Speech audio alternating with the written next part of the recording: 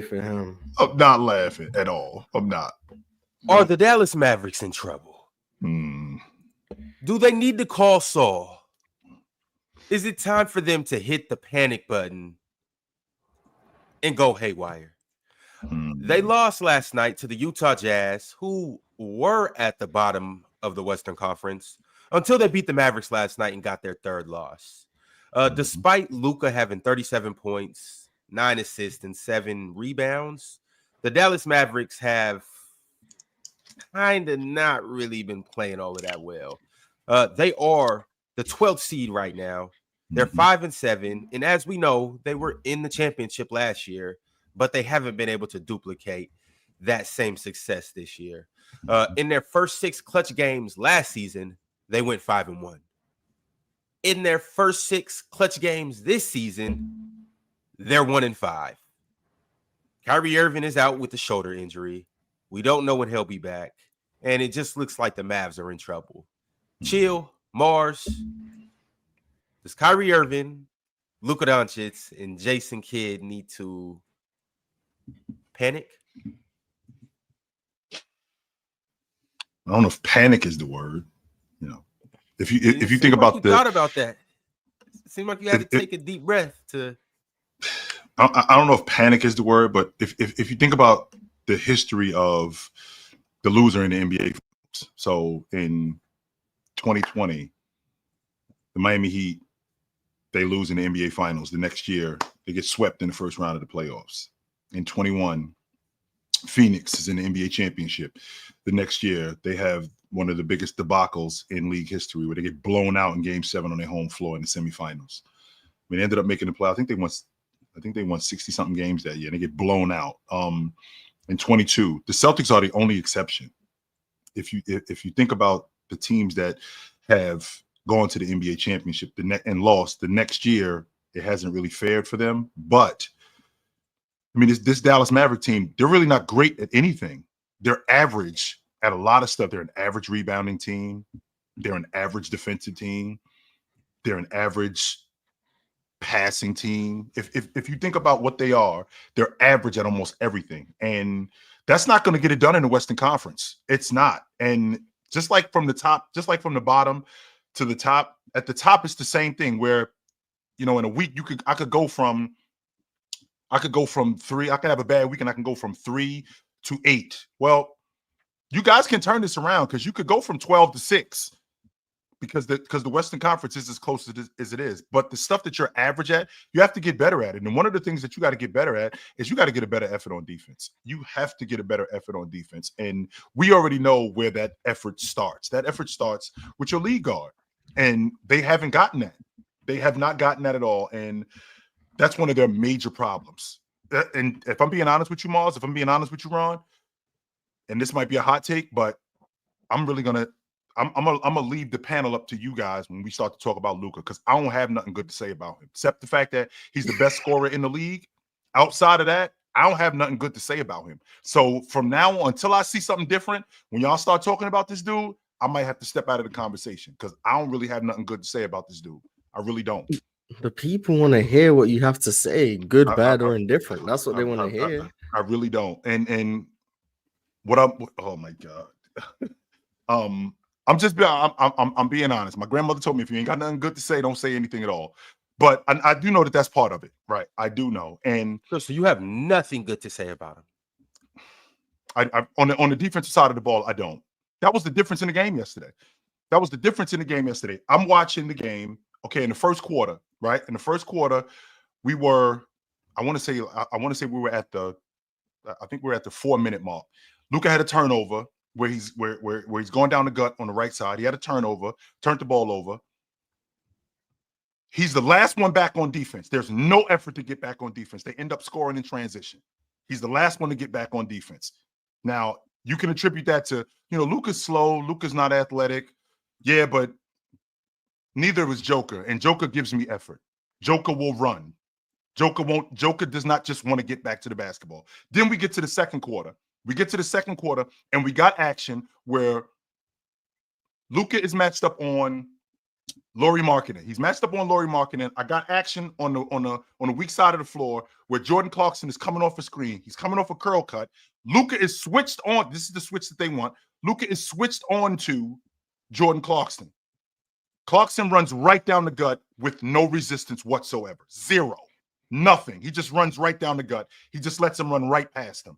And then how many times I've watched him throughout the third quarter, throughout the fourth quarter, be the last one back on defense, just wanting to get back to the ball.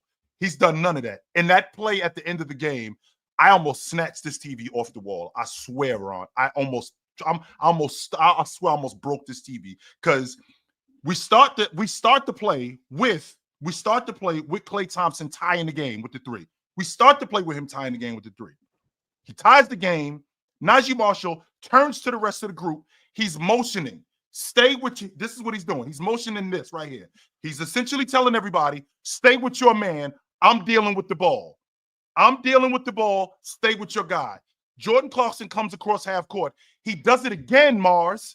He turns to the crew and goes, stay with your guy. I'm dealing with the ball. I'm going to give up. If he's going to crack a 35-footer to win the game, so be it. That's going to happen. But he's not getting downhill against me. Stay with your guy. I got Luka, who's already disconnected. Collins is his guy.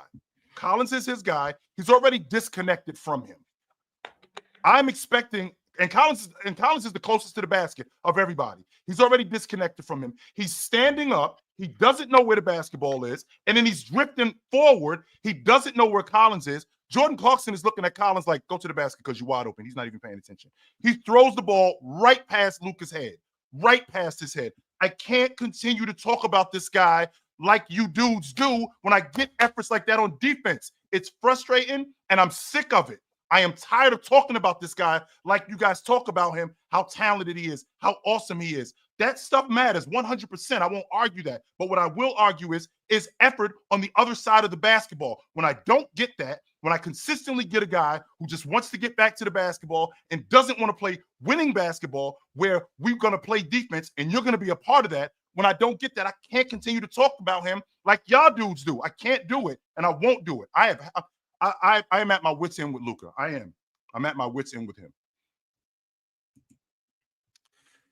Mars, before we hear from you on the Mavericks and on Luka's deficiencies or efficiencies, Full Metal Quirk sent through $100 super chat. He said 1968, November 5th, 1960. So I don't know if it's 1960 or 1968, but either way it goes, shout out to both of those years. He said Elgin Baylor of the Los Angeles Lakers tallied 71 points, an NBA record at that time, in a 123-108 victory over the Knicks in New York. 2 years later, Wilt dropped 100. Dub show. No, Mars, I was not there. No, I wasn't, Mars. Appreciate you for clarifying, Chill. Just make sure we clear. I was not there. No, I wasn't. And then Multi-Kenny chimed in, as the Hall of Famer would, and he said, the fact that people have scored 70 plus but can't believe someone scored 100 is mind-boggling to me. That man went 28 or 32 from the free throw line. Why are you not buying that, Mars? I'm gonna need some footage, man. Why are you not buying that, Giannis Mars? just went, what, 16 to 17? So and double his free throw attempts. Okay. So, okay, Mars, real quick, because I want to get back to this Luka stuff, but I want to stay right here, Mars. Okay, so Kobe Bryant, I'll bring up Kobe Bryant, for example. In the 05-06 season, what did Kobe Bryant average? 35. 35 a game, right? So on a Tuesday, what can you pencil me in for? I don't know, 35. 35. All right, what am I doing, Mars, on a good night? On a good night, what am I doing? I don't know, 48. I'm thinking 50. Right? Okay. That's what I'm thinking. I'm thinking 50, 55 on a good night. Mars, what am I doing on a night when, you know what, I can't miss tonight? You know, I'm on top of my game tonight. What am I doing? Well, he put up 81. So 81. Now, how many times did he do that, Mars? Once. That's it. Just one time. The one time. Wilt Chamberlain, just so you know, Mars, that season, that was the highest free throw percentage he had for his career. It was like 60%. And that's what I'm getting to, Mars. 60%. That was the highest in my career. So on a Tuesday, right? So on a Tuesday, I'm good for 3 out of every 5 free throws. How am I doing on a good night, Mars? On a good night, if I go to the free throw line 12 times, I'm good to make, or if I go to the free throw line 20 times, I'm good to make 12 of them on a good night. Well, how about on a night, Mars, when I'm not missing? When I really got it going on that night? Is it ridiculous to think I can't shoot 80% one time? If I'm already shooting 60, is it ridiculous to think that I can't shoot 80 one time? He shot 88%. Once, Mars. Not twice, not 3 times, just one time. I'm already shooting 60. And on, like I said, on a Tuesday, this is what I'm good for. On a good night, I can shoot 75%. On a night when, like, I really got it going that night, is it ridiculous to think that I can't shoot 80, 90%? I have a hard time believing, and it's possible, sure, I guess it's possible. I have a hard time believing that the most free throws he ever shoots in a game is also the game where he happens to shoot the best percentage he ever shoots in a game. I just have a hard time believing that, especially when they got footage of everything else from the 60s and the 50s and the 40s, except this 100-point game. I just have a hard time believing it. It's possible. It doesn't affect me whether or not he did it or not. Like, I'm not gonna be like, oh, now he's the GOAT. Like, I don't particularly care. It's just like, if I had to pick between do I believe it or do I not believe it, I think it's more than likely he probably scored somewhere in like the high 80s, 90s, and they just gave him 100. So we you saying that he shot uber efficiently? I mean, Victor Wembanyama just scored his career high 50. He did that on a lights out shooting night. You kind of got to shoot lights out to score a career high. Wemby going 8 for 16 from 3 is not the same as Wilt going 28 of 32 from the free throw line. Well, again, I'm glad you brought that up, Moss, because what is Wemby shooting at the long ball line this year? The 3-point line? Yeah, what is he shooting at the long ball line? 35%, I think. Okay, so 35%. 34. Okay, 34. So 34, Ron. That means 1 out of every 3s I shoot are going in, right? So on a Tuesday, I'm good for 1 3 a night, right? And how many 3s is he averaging? What is he averaging? How many 3-pointers? He takes like 7 or 8. Right, takes like 7. So he's making like 2 3s a game. So he's making 2 a game. So on a good night, right? On a good night, if I'm shooting 34%, on a good night, that could go up to 45%, right? On a good night. Went up to 50 that night. Right? On a good night, it could go up to 45% on a good night. On a night when I'm not missing, why can't I see him shoot 10 for 15 at the long ball line? On a fantastic night when I'm not missing. Is that ridiculous? Just one time? No, it's not. Okay. I'm not saying it's ridiculous. I'm just saying I have a hard time believing it. And remember too, Mars, the game wasn't in Philadelphia. It was in Hershey. It got moved because of a venue change. So the cameras were supposed to be somewhere else. And this isn't 2022. This isn't 2020. This isn't 2000 where, you're able to just move cameras and move people around just like that. It's not that. It's a lot more difficult back then. Plus, on top of that, in 1962, the NBA was only around for 15 years at that point. It really wasn't that popular. So nobody was really paying attention to a dude going to Hershey, Pennsylvania. It really wasn't that big of a deal. Yeah, it's a lot of just everything seemed to unfold right as it perfectly could have. So the venue gets moved, so there's no cameras, and that just so happens to be the game where Wilt Chamberlain has his best free throw shooting performance. It all just happens to work out just like that. I get that's cool. Like, if he scored 100, he scored 100. If he didn't score 100, he didn't score 100. Like, I don't care. Like, it doesn't change my opinion of Wilt whether or not he scored 100 or not. I'm just saying, I'm someone who I like to see things to believe them quite often. So what if I told you, Mars, that after the game he rode back to New York, because he lived in New York, by the way. He rode back to New York with the Knicks. That sounds like something Wilt would do. Yeah. But he might have scored 100. I don't know. Yeah, shout out to him. Mm-hmm. The GOAT. Hello, Jordan. What's good, Jordan? What up? Can't hear Jordan, you, yo. You muted. Can't hear you. I'm pretty sure he's just saying what's up to the brotherhood. How you guys doing? Take it easy today, because we're just calling things how we see them. We're not trying to over criticize you guys. We're not trying to slap you in the face. We're not trying to offend you guys. We're just merely talking about how the Utah Jazz, the 3-8 Utah Jazz, worst team in the Western Conference. Still can't hear you, Jordan. Beat the team that, you guys were telling us that we don't talk enough about, and the team that is going to go to back-to-back NBA championships, the team with the best point guard in the NBA, and the best sidekick and this, that, and the third.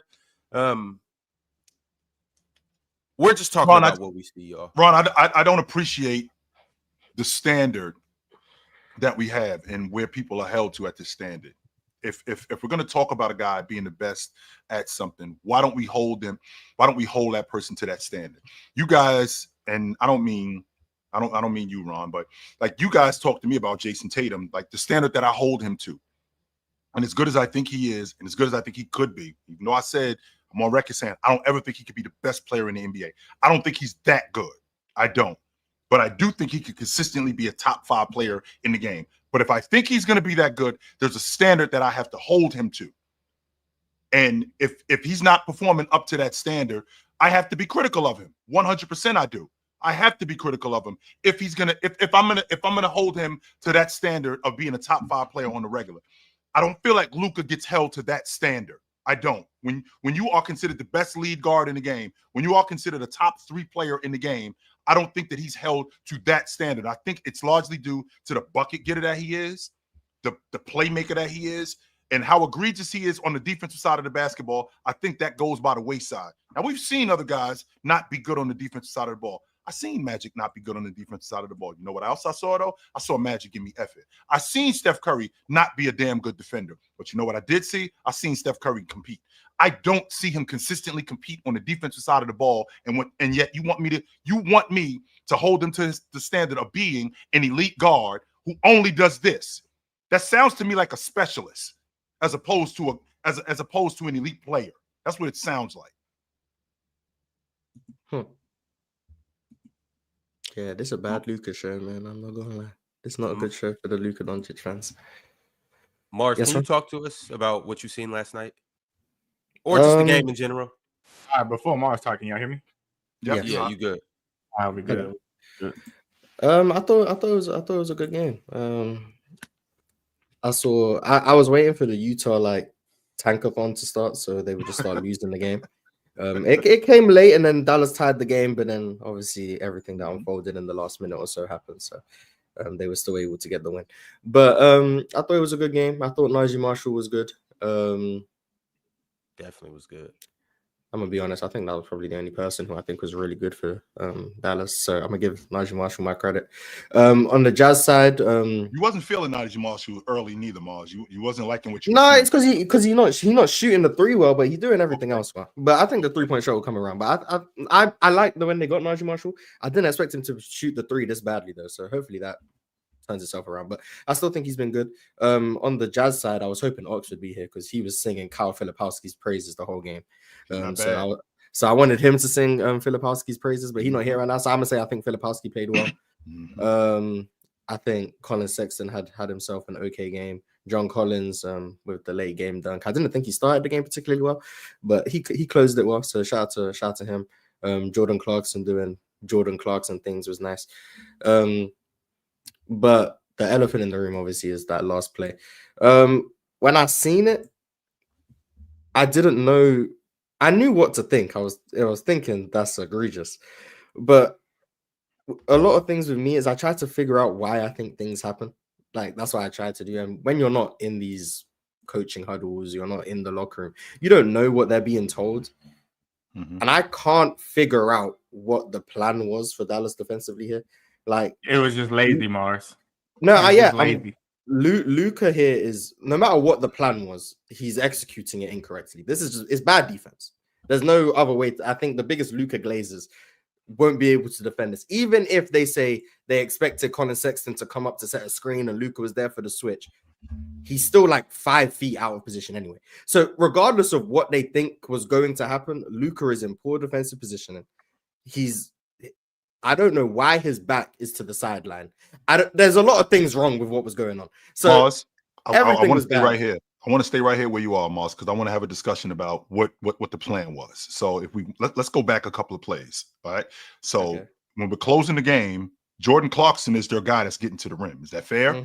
Yes. He was the one who was getting to the rim, and they had ended up. He scored on Najee Marshall, I think 2 plays before that with the weak hand layup. He ended up getting the weak hand layup. So Najee Marshall has now, when Klay Thompson hit that 3, Najee Marshall has now locked in. Najee Marshall, what's up, Swiper? How you doing, brother? Najee Marshall has now locked in. That's why he motioned to everybody. Jordan, Mars, Ron, stay home. I'm dealing with the ball. Stay right here. And the plan was defensively, stay home. If this guy's going to drive on me, if he's going to get to the rim, he's going to have to do it he's going to have to get by me.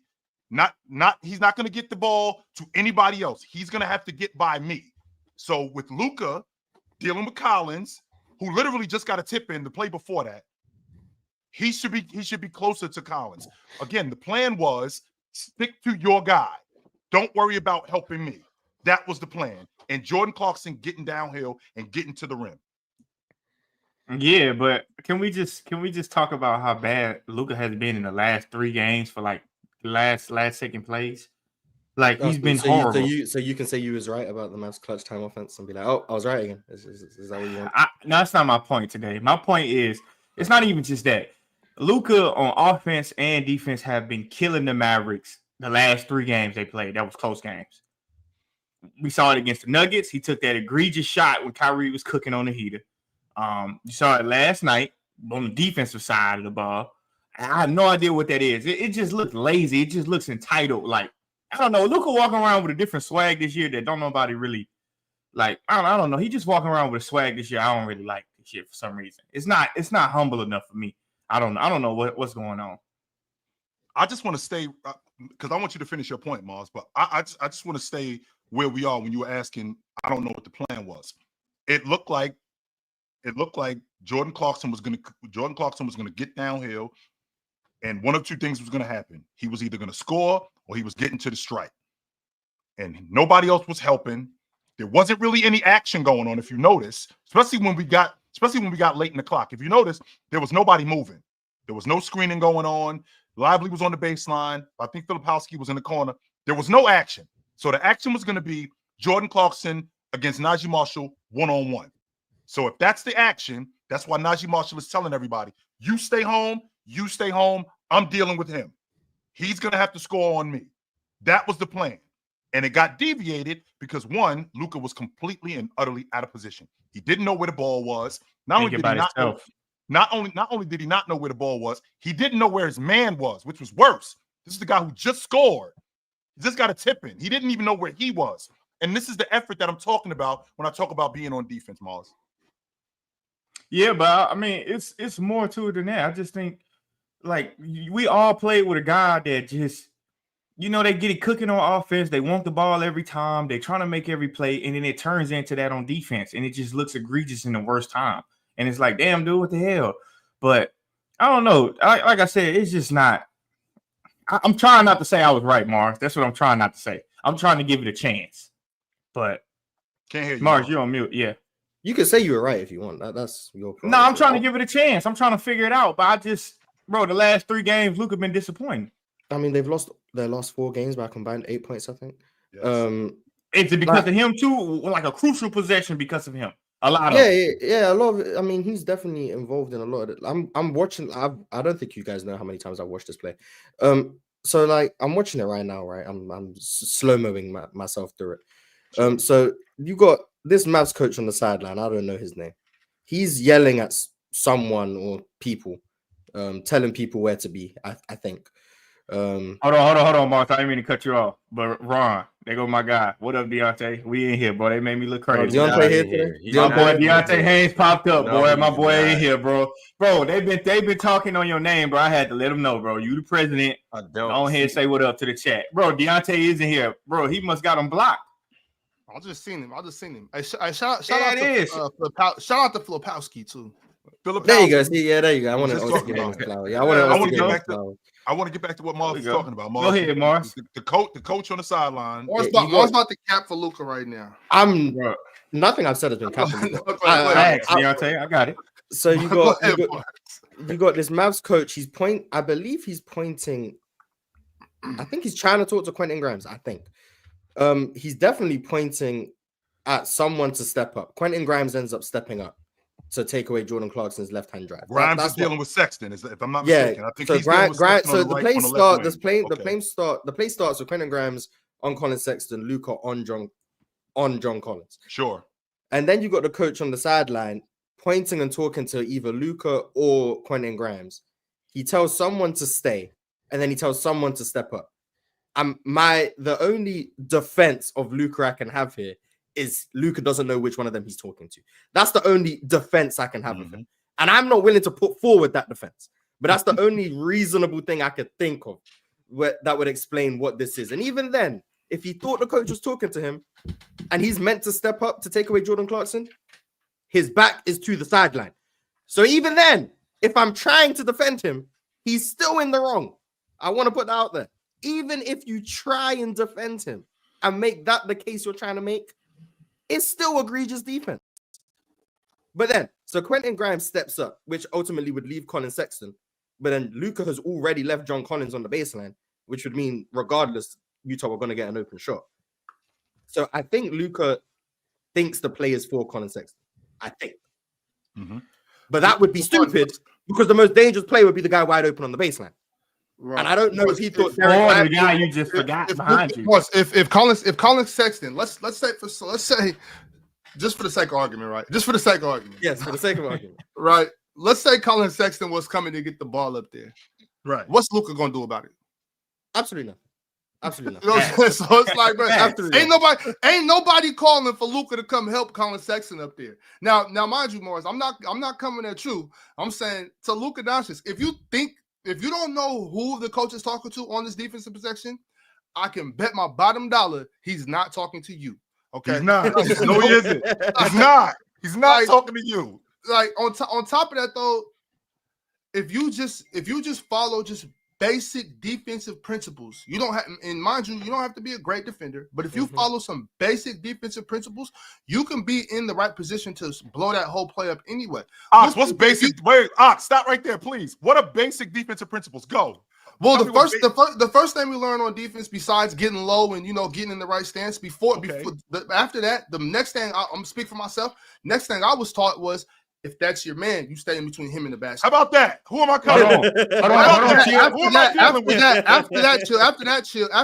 you learn to stay between your man and the basket, keep your ass to the baseline. Ass to the baseline. Why are we looking at your numbers, Luka? Why are you facing this way? Why can we see your numbers, Luka? First of all, let's keep it simple. Let's keep it elementary. See man, see ball. What about that? What about seeing man, seeing ball? Thank you. You can't see. Thank you, Jordan, because that's next. That's why you keep elementary your butt to the baseline. Because that's why you keep your butt to the baseline. Because after that, you can keep your head on the swivel. I can point my fingers. I know where you at. Boom, boom. Head on the swivel. Butt to the baseline. See man, see ball. He did none of that. None of it. He didn't follow one defensive principle. Now he wasn't in the right stance. He wasn't in the right position. He wasn't in the right place. Nothing. Absolutely nothing. Nothing.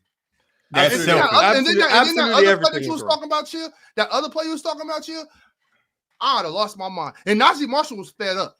You talking about the ghost screen where Luka died?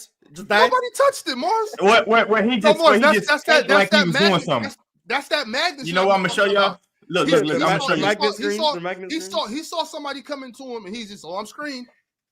Now, hold on. Hold on, look. I'm gonna tell y'all what he was thinking about. Najee was sick after that. Najee Marshall was fed up. You know what Luka was thinking about all night? All game long. I'm about to tell y'all. A cookie. That's what he was thinking about. He was trying to get his cookies in. Telling you. Big man with the belly out of shape. Big man with the belly out of shape. Can't think for long. I don't think there's no way to defend that last play from Luka. Like I said, I tried. If I wanted to give Luka a defense, it was what I said, and even then, you would lose the case in court. There is no way to defend that defensive possession. It's unacceptable. There's the biggest Luka glazers can't say that Luka is not directly to blame in a large capacity for that play. Mars, say it. For the last few Mavericks losses, let's say that. I mean, I think the game comes down to more than the final possession. So the fact that they were close is in part because of what he provides on offense. So I'm not going to say no. Chill. What did you say I'm not saying. Once again, I'm not saying Luka is not because now it's going to be like I'm capping Luka. I'm not saying either. I'm just saying the percentage is lower for the whole game as it is for the last possession. He's still heavily involved. Am I tripping? Because I remember we was doing the playback, right? Mm-hmm. Luka was still on the bench trying to catch some air when they start coming back. Mm-hmm. You know what I'm saying? Yeah. So if you ask me, they keep Luka on the bench, they win that game. They had Clay on the bench for the last part of the game too. But I think when it comes down to it, I think last game and I think the Warriors game as well. 2 games where No. Two games where What I about don't the think Nuggets game? But I don't think Luka was bad on defense in the Nuggets game. So Oh, I thought you were talking about just. I thought you were talking about overall. That's why you gonna let the man finish, Jordan. Damn, let me finish. Okay. Okay. I just was trying to make sure. My bad, Mark. Go ahead. So the last two games, the Warriors game and last night, I think Luka's defense has not been very good. I think the Warriors game he started okay, like the first half, I think he was all right. Then the second half, the energy, the effort, it died out. And last game, I just don't think he was good on defense. But I do also want to say, I think to start the season, the first 5 or so games, I think he was actually pretty good on defense. So that's why I'm so mad. He's capable. I just don't think he can maintain sustained effort, and that's a problem. That is a problem because if he's going to be giving you this level of effort on defense, you are going to lose games because of that level of effort from people. You can't have that level of effort from certain people on the court, especially when you're going through the amount of injuries that the Mavs are going through. No Kyrie, no PJ Washington, etc. You can't just be having guys who don't give effort on defense. And Luka not giving effort last night was egregious. That's unacceptable. That's bad. The worst thing because he is capable. He's shown this season, and I think last season when he was healthy in the regular season, he was putting forth good defensive effort and good defensive impact. I think he was solid on a consistent basis, Mars. For the most part, I don't think Luka was a bad defender last year. For the most part, he was not all the time, but he put effort. Mars, that's what I'm saying. That's why I'm disappointed right now, Luka, because Luka has shown. He's shown even to me that he could play defense. Luka can play defense. I've seen it. The only thing is that recovery thing. I still haven't seen him get that part. But other than that, I've seen Luka moving his feet. I've seen Luka digging. I've seen Luka getting his hands active. I've seen him poking at balls. I've seen Luka play defense this year. I saw Luka have a couple of good possessions last night. I've seen it multiple times this year, and that's why I'm like, bro, if you could just do that. But the thing about basketball, every coach will tell you, play as hard as you can. Don't rest on possessions. Play as hard as you can. If you need one, I'm gonna come get you. You rest, you get back out there and give maximum effort. I can't have you out there giving up possessions, especially the last possession. But that's the thing. Even if the argument is Luka has such a heavy burden on offense, he can't give you 100% effort on defense all the time. Even if that's the argument, he can't give me 20 seconds in a tie game. You can. You absolutely can. That's not even 20 more. It's like 10. Mm-hmm. Any defense of Luka for last night, especially that last possession, it's not a good. There's no defense for that. It's inexcusable. Now, do I think Luka is as bad defensively as last night? No, I think that's one of his worst defensive games. And I think judging anyone by their worst games is a bad thing to do. So I think the average Luka defensive game is not as bad as last night. But I also think the average Luka game is not as good as his best defensive games. So saying he's that good of a defender is also not true. The truth probably lies somewhere in the middle, more on the lower end, if we're being honest. But I think the bigger crux of the issue is when we do have these best in the world conversations, and it's like, this guy's not a two-way player, so he can't be better than this guy. I don't necessarily agree with that, but that argument gets used mainly for Jokic and Luka. There is a vast difference in terms of defensive effort, impact, and intensity between Jokic and Luka. It's not even close. No, it's not. Jokic is so much better defensively than Luka is. It's not even just from an effort standpoint, Mars. It's not even just from an effort. He's not Olajuwon. He's not Ewing, right? He's not Alonzo Mourning on defense. But from an effort standpoint, he's miles ahead of Luka. Miles. Bro, you know what? And when they was in the finals, I don't think Jokic got enough credit for what he was doing at the rim, making him miss a lot of shots. I think when they came up with that stat that I think the most people scored on him or something like that, he had the worst defensive rating in NBA history or something. When you watch that finals game against the Heat, look how many shots he changed at the rim. That's what people don't talk about. I guess because he's just slow. I don't know where they be coming up with some of these stats. But when you actually watch the game, you'll see what Jokic brings on the defensive end, especially when it comes to rim protection. I'm not talking about blocking shots and stuff like that. No, I'm talking about him changing people's shots. That's what I'm talking about. He don't get enough credit for that. Yo, Swiper. It's ironic that they're talking about Jokic, but I would like for you to chime in and talk to me about what you've seen last night with the Utah Jazz versus the Dallas Mavericks and your thoughts and feelings on that. I think that most of this has already been covered. I mean, I have my own thoughts about it. I think Mars and Jordan and I got an argument about this about a month and a half ago. I don't think the scheme is an excuse. I think Luka has deficiencies, but I think every player has deficiencies. The scheme they were running yesterday, it's the same thing that the Warriors ran for Steph. The way it's supposed to work, to Ox's point, you're supposed to stay close to your man, and then when your man gets ready, they get ready to set either a down screen, back screen, whatever you want to call it, to try to get a switch. Then Steph would either run the hump down or run the hump over, and then that means they would bring Andrew Wiggins up top, or they would bring Gary Payton II up top, and that way he would stay out of the switch. And in this instance, Luka, the thing about Luka, and this is an overarching point, because this is now stuff that I've compiled from analysts, media members, and folks that have talked about Luka. Many people thought, and many Mavs people thought, that after getting done in the NBA Finals, and after having that performance and being inconsistent in the playoffs, and then the defensive stuff, many people expecting him to come into this year in shape, more locked in than he's ever been locked in, more ready to play team committed basketball than he ever has. And the biggest criticism from within the Mavs organization is that he has not done that he is not in shape, that he is not executing the scheme like he should. And again, maybe because Mars can speak to this as well, because Mars obviously is from Europe, and he might have more closely associated with Luka when he was younger. But Luka used to be a different kind of player. He was a better defender. He was younger. He was more engaged. And then over the course of time, something happened. Luka, to me, this is all tied in. It's not just his defense. It's his attitude. It's the way he approaches things. It's the Kyrie thing against Denver. It's the shot. It's the fact that he doesn't like when somebody else is getting more shine than him at times. It's the whole KP nonsense from a few years ago. When he's locked in defensively, he makes the team very good defensively. He himself is not a good defender. But what he can do is, especially on the first drive or first contain, he can hold up. Now it's the rotations that he sucks at. He's never been a second and third effort player. But the thing about Luka is it's the way he's thinking about himself, and ultimately, y'all, and I don't mean to say this criticism in a way that's unfair, but I mean this to be true. Luka doesn't care enough about what happens to his teammates when he doesn't do his job. He just wants to get back to the ball. That's it. He just wants to get back to the ball. That's it. That is my biggest criticism of what. So Swiper, when I said Luka need to humble himself, was I tripping or what? I mean, it's that, but I think this is the thing though, Jordan. I think it's so hard to say when you're 16, you're the MVP of EuroLeague. You come into the league, you average 25-5. The next year, you're at 28, 8-8. First team All NBA, first team All NBA, first team All NBA, first team All NBA, first team All NBA. And then you go into the playoff, you're averaging 32 points a game in your career. You get to the Western Conference Finals. What was that? Year 3, Western Conference Finals, 22. And then you come into the league this last year, 34-9-9. It's easy to score. It's easier to score here than it is in EuroLeague.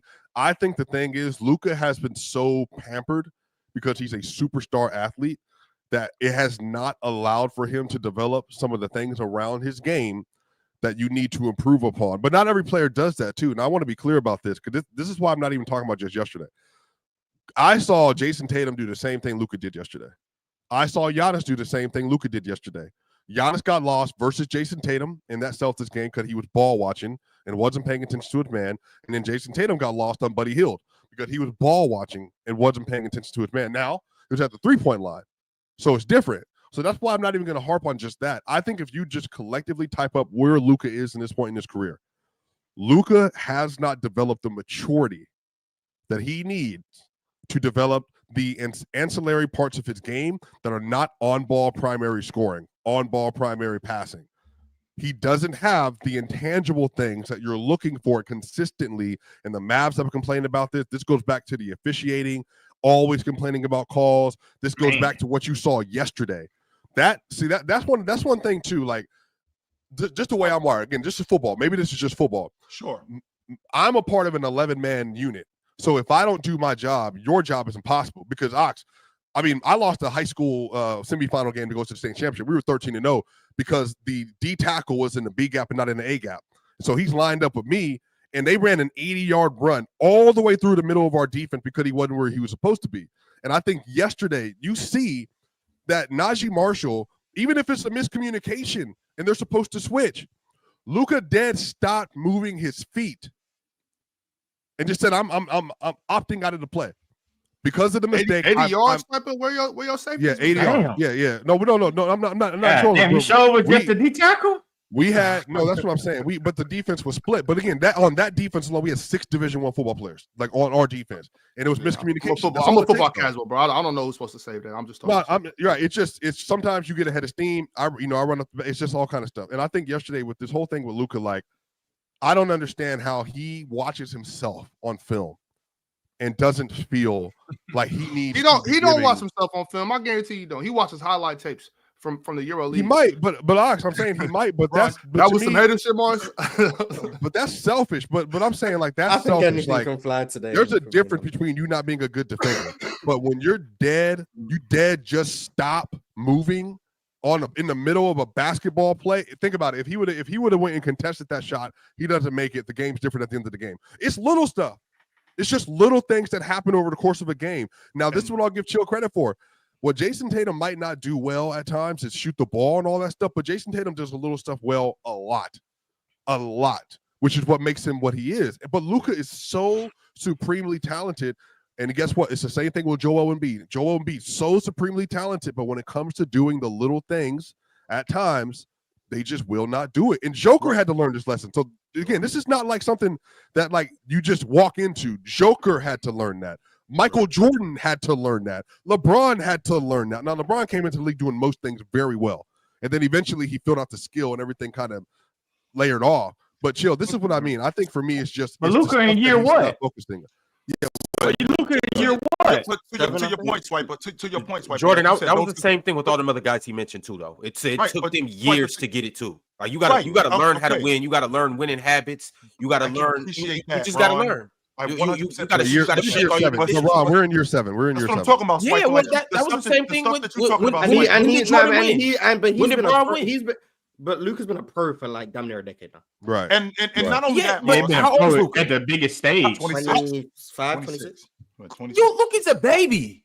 Yeah, he is a baby, but you've been a pro that long. I'm not saying that it's excusable, but you have to shake bad habits. You only do that through games like last night when you're supposed to beat the Utah Jazz, when you make a glaring mistake, when you get criticized from everybody in the media, when you get criticized from your teammates, your coaches. Now, he has to learn how to take that criticism. He has to learn how to acknowledge what he did and hold himself accountable and learn from it. But this is what happens. Kobe Bryant too. Shaquille O'Neal too. Everybody has been through this ringer. Hakeem Olajuwon. Excluding a couple GOATs like Magic Johnson and Kareem Abdul-Jabbar. Everybody else has been. Ron, you're talking about something different though, Ron. The stuff that you're talking about is I'm just not good enough at that point. Like Shaq, I'm just not good enough at that point, right? James, I'm just not good enough at that point. Swiper, to your point, when you talk about learning these things, okay, I'm not understanding switches. I'm not understanding how to defend curl screens. I'm not understanding how to defend drop. That's stuff that I got to learn over the course of time. You know what I don't have to learn? I can't teach effort. I can't teach that. I can't teach you how to play hard. You either have that or you don't have that. And Ron, I just met you a couple of years ago. So you've seen Luka in the EuroLeague. What kind of effort did you see from Luka in the EuroLeague as opposed to today? How much different is it in your? Everybody play with effort in the EuroLeague, though. It's a non-negotiable.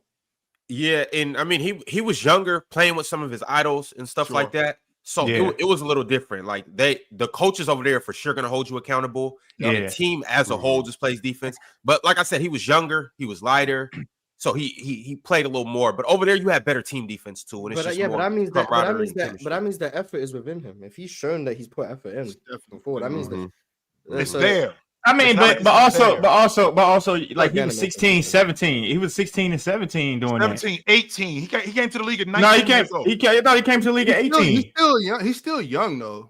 Jordan. Yeah, he's still young. No, I'm agreeing. But I want us to take a step back real quick because we've all given our take on this, Luka, and we're being real hard on him, and he deserves it. But I want to take a step back. I want to take a step back because the title. I don't think it's time for the Mavericks to panic. Like, I think the Mavericks are going to be okay. Like come I don't. January, because it's a long season. It's a long season. I And I know don't This either. style of play is lame. we got to talk about it every step of the way. I understand that. Even that's why in game one we're holding people accountable, this and that, and everybody's like, it's just game one. But that's what we have to do. We have to talk about it every step of the way. Yeah, we on here 5 days a week. I don't know what people want us to do for the first. You know, like, come on, we got to talk about it. And I think we're on point right now. We all saw that. We all saw that egregious thing that we want. I don't know what to call what we saw last night. We all saw it, but the title says it's time for the Mavericks to get the pennant bookie, but I don't think so. I think the Mavericks are going to be A-okay come January, February, March. I think the Mavericks are going to be in the playoffs. I think they're going to be fine. Okay, but that was terrible. Ron, what we can't do, and I said this to you before the fellas showed up. If we have a week, especially in the Western Conference, where I'm third and I got a bad week, I can go from third to being in the play-in tournament. That could happen, right? Where I could go from third to 8 in 9 days, 5th to 11th, or from 5th to 11th. That could happen, Ron, in a week. All right. So if that's the case, then we got to look at that from the other side of the coin. I can go from 10 to 5. That could very well happen.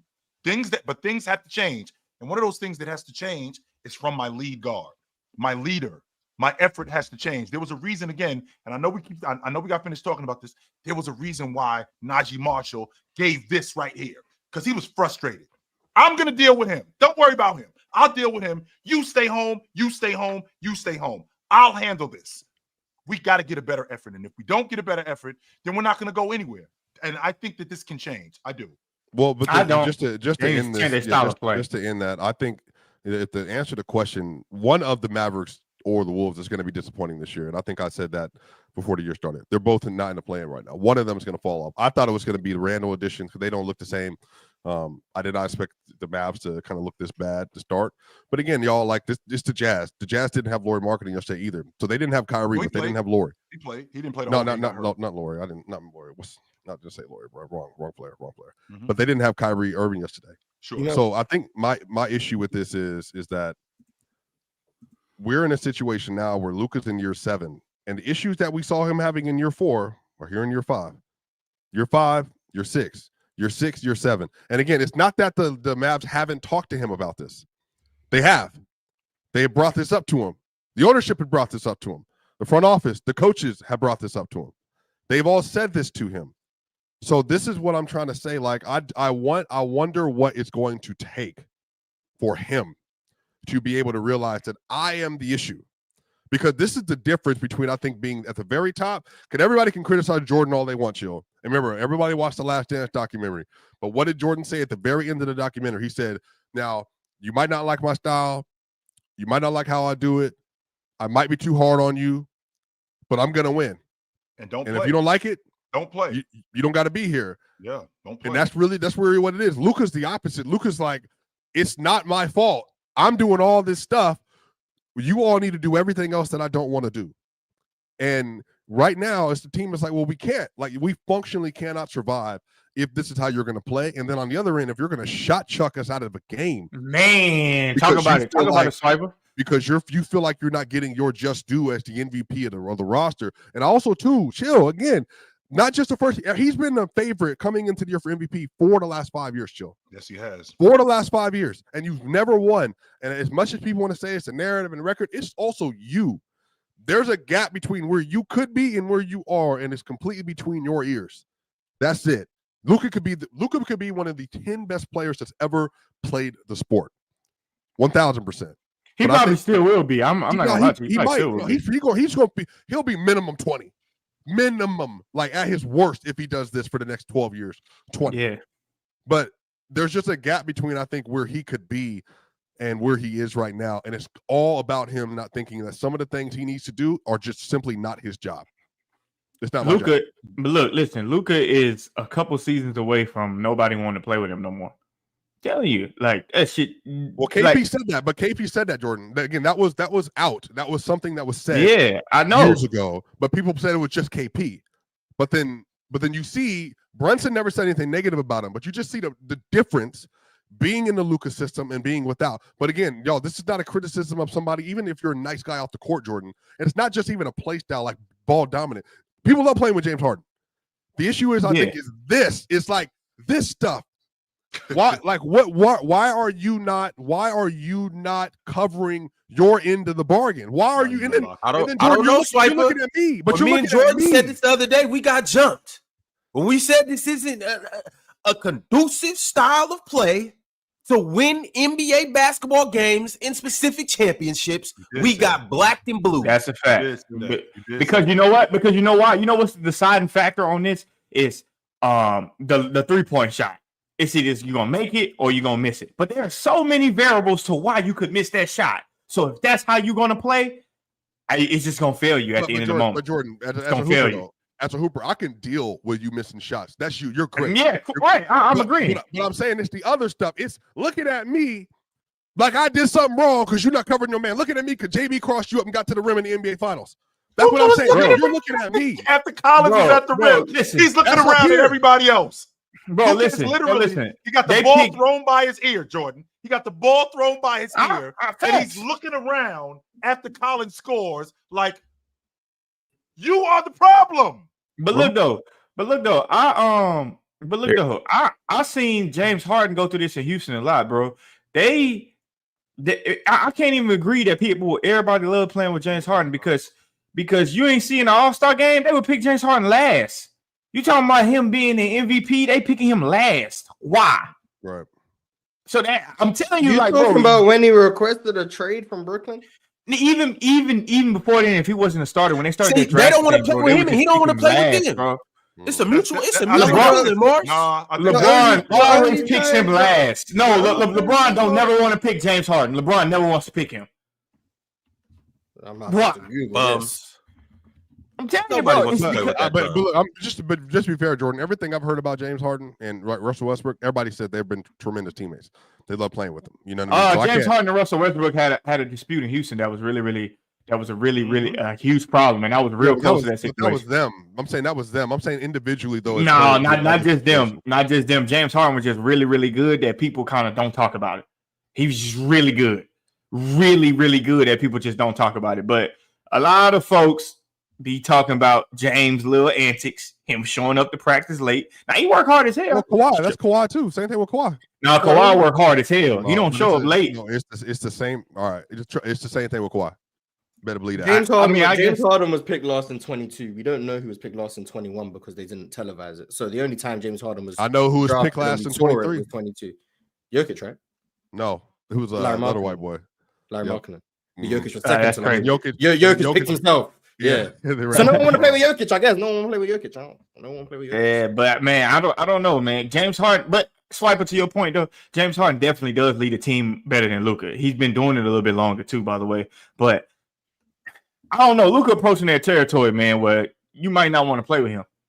It's just that style of play is just. But Jordan, just not I can cool. live with the style. If I got to be an off-ball scorer, defender, cool. But I'm saying it's this.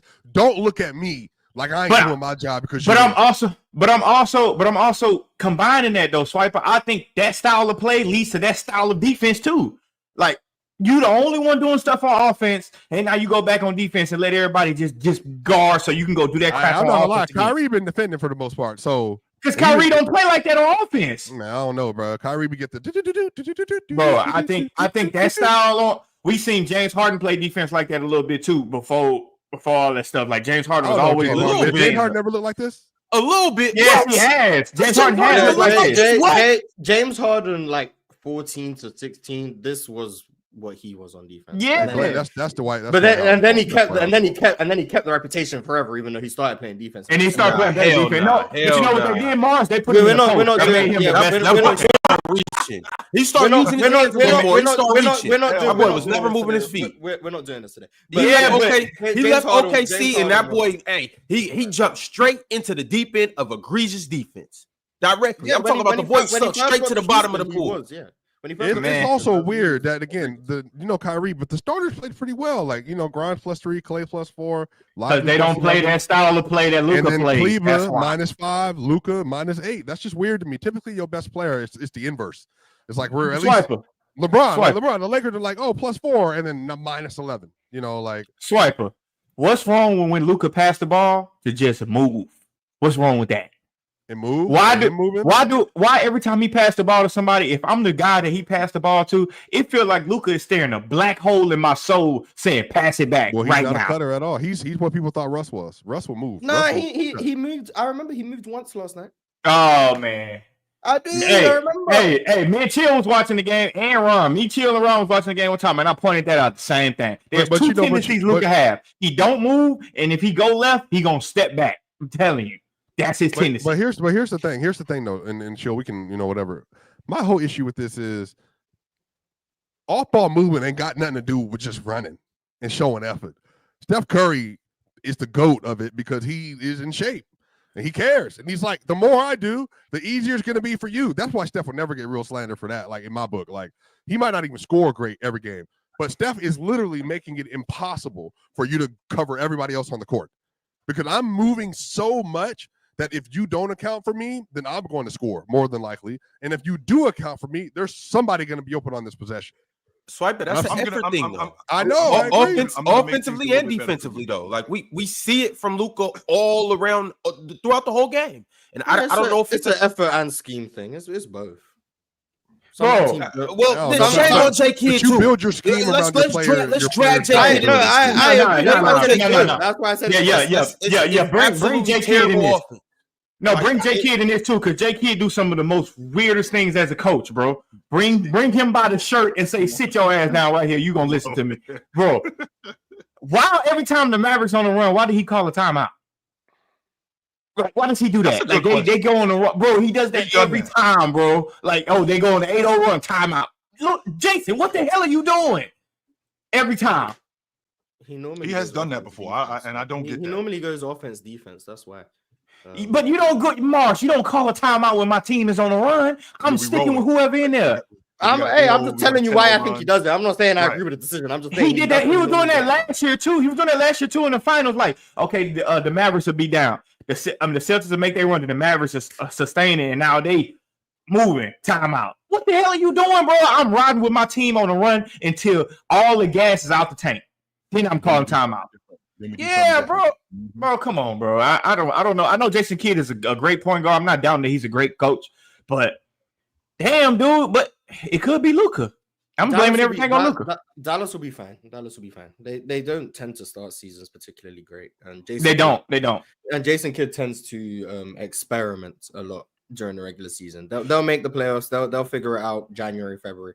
They'll go on a run, and then they might go like on a 8-game winning streak, and then Luka will be the best player in the world, and we'll be back here in February talking about that. So like, can you coach Luka though? Can you really coach him and talk to him and tell him, because we seen him run the GM out of town, we seen him run Rick Carlisle out of town.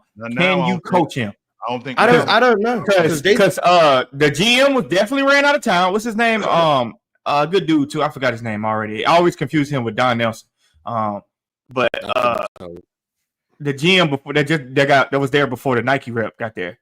I forgot his name. But anyways, he ran Rick Carlisle out of town, who was really good for his career, good for that Mavericks offense, and then he ran the GM out of town as well too. Can we coach Luka? About Donnie Nelson? I think that his name is something, bro. The one that had that little scandal with the Mavericks too, but the casinos, I think. Yeah, Donnie was there prior to Nico getting there. To Nico, yes, he ran him out of town too. Luka got him fired, pretty much. Got rid of him. They didn't like what Luka got him out of there. Well, he said he was fired because he blew the whistle, but you know. I don't know enough about the work. I don't know enough about the inner workings of front office and stuff. I know Jason Kidd said he wanted Luka more off ball this year, but he said he'd have to ask Luka if he was okay with it. That was interesting. But Luka has been off. Wait. So yeah. What? Rewind that back, Mark. Play that back. I don't know how coachable Luka is. I've never been in the locker room with him, but when Jason Kidd was asked about it, he said he wanted to have Luka off the ball more this year, but he said he'd have to ask Luka how he feels about it. Well, that's everybody though. Just be clear, but then also Luka has been off the ball more this year, so you could be like, well, why is he having to ask him if he's okay? But then Luka is also doing it, so like, I don't think that's really. But they do, they do the same thing to every superstar. So I don't want that to make it just like I don't know what it's like to coach these guys, and I'm not going to pretend like I do. That's all. One of my big things for Luka off the ball is this. Obviously, I want him to move in a perfect world, move like Steph. In a perfect world, obviously he's not going to do that. But one of my big things is he'll just completely remove himself out the play. And it'll be up by the logo damn near at half court. And it's just like, bro, what are you doing? Well, first Get of all, in Ron, the play, spot up, and be ready to shoot. Make your man honestly play defense. And one thing about the defender too is since Luka's so high, he will drag the defender out a little bit. But the thing about it is then it kind of just turns into a 4-on-4 thing. My thing is, Luka, if you're gonna be off the ball, be ready to shoot. Be in a position where you can catch and shoot. Because Luka, just like you, somebody might pick up their dribble and have to throw a grenade out to you. And like you catching and shooting at the logo is just not. No, catching and standing at the logo. Ron, passing and standing there too. He either standing on the right side or the left side. That's it. But as a player, though, when you talk about coaches, it's a trust situation. So if I'm coming to Luka and I'm telling Luka I'm taking the ball out of his hands, I got to tell him why. And I got to explain to him why we're going to go in this different direction. Okay, this is not, your parents where, you can't do this, you can't do that. No, I'm saying I'm going to take the ball out of your hands and I want more ball movement. And not only do I want more ball movement, I want more people movement. That means you, because I think that our offense will be better. And here's how I'm going to implement you in our offense. Now, you got a guy like Luka, who the majority of his career, he's used to playing with the ball in the NBA. He is used to playing with the ball. I don't know what he looked like when he played in the EuroLeague. Ron, you can probably attest to this more than I could because I don't know what he looked like in the EuroLeague. But in Dallas, the majority of the time that he's been there, he's had the ball in his hands. With him having the ball in his hands, he's looked great from an offensive standpoint, from a scoring standpoint. He's looked great, but it has not produced, it has not been conducive to winning. That's not been the case. So Jason Kidd's deciding, I want to take the ball out of your hands, just like Phil Jackson said, I want to take the ball out of your hands, Jay, and I want more ball movement. Jordan was a bit objective to it initially, but then he saw the offense. He trusts what Phil was doing, and it started to work. He put the effort in, and he trusted what Phil was doing, and it started to work. If I'm going to have that, if I'm going to come to my star and tell him that I'm changing up something and I'm doing something different, you have to convince them why this is working. Same thing happened with Pat Riley when he told Jabbar that, Magic is now going to be our guy. We're going to run the offense through Magic. The fact that Jabbar got older, that was one thing. But the fact that Magic was getting better, being more of a facilitator, being more of a scorer, okay, this actually works for us because he's going to attract more attention. Now that makes sense. Why are you taking the ball out of Luka's hands? Luka, take the ball out of your hands. You attract more attention when you're off the ball when you're moving. So, all right, y'all. We're going to go ahead and dive into these super chats. But y'all know the drill. Like the video if you haven't liked it yet. Subscribe to Player's Choice if you haven't done that yet. And become a Hall of Famer like Hutton Gilgores, Cobra Son of Raditz, KT, and Moti Kenny. We heard from Moti Kenny a little bit earlier. Would love for one of you guys to come up. Today is Hall of Fame Friday. If y'all trying to come through, just holla at me.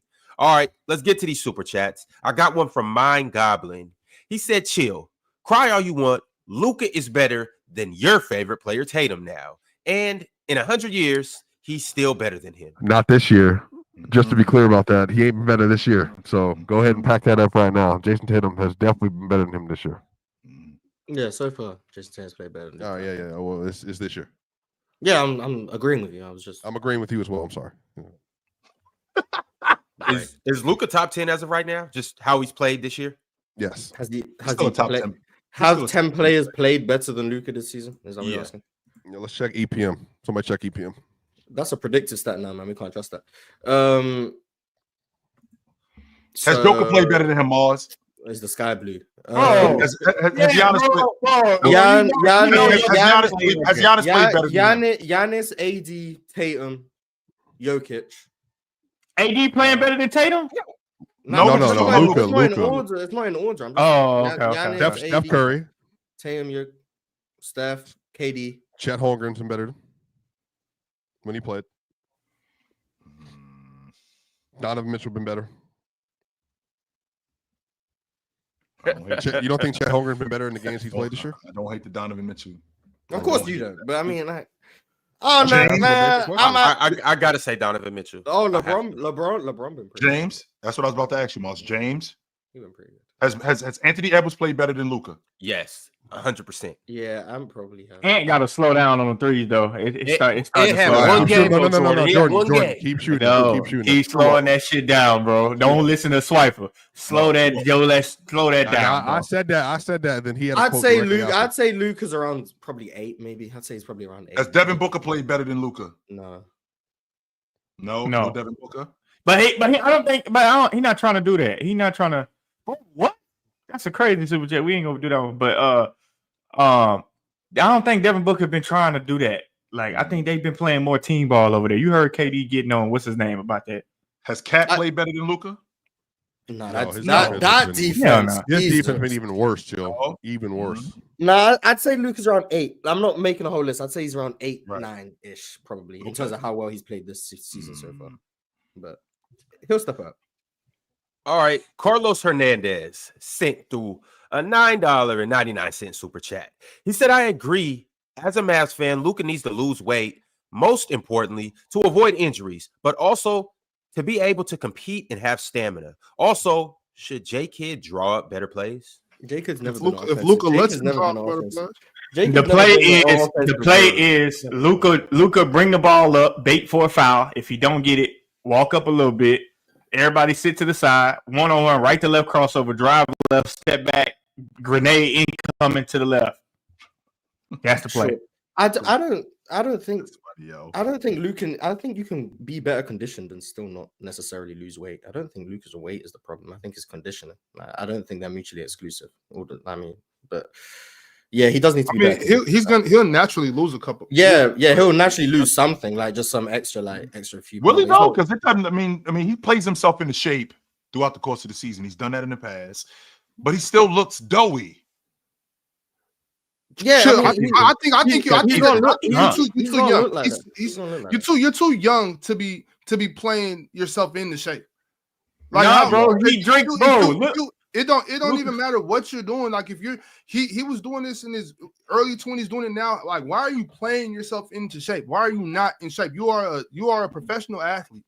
I'm tired of hearing people saying, "Oh, well, he's just gonna play himself in shape like that." Like, that's a good thing. Like, that's an excuse. Like, that's a reason. I mean, you always got to play into games. Yeah, but not like this. No. Not like this. This is way different. This is a complete cop out. You don't play.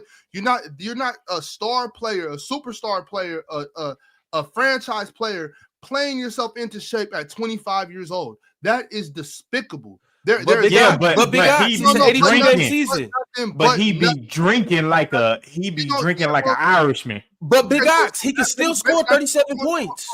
I don't care. But that's regardless, and that's the problem, John. I don't care what the reason is. Whatever the reason is, it shouldn't happen. I don't care. Oh, well, he's European. That's what they do. Well, that they need to stop doing that then.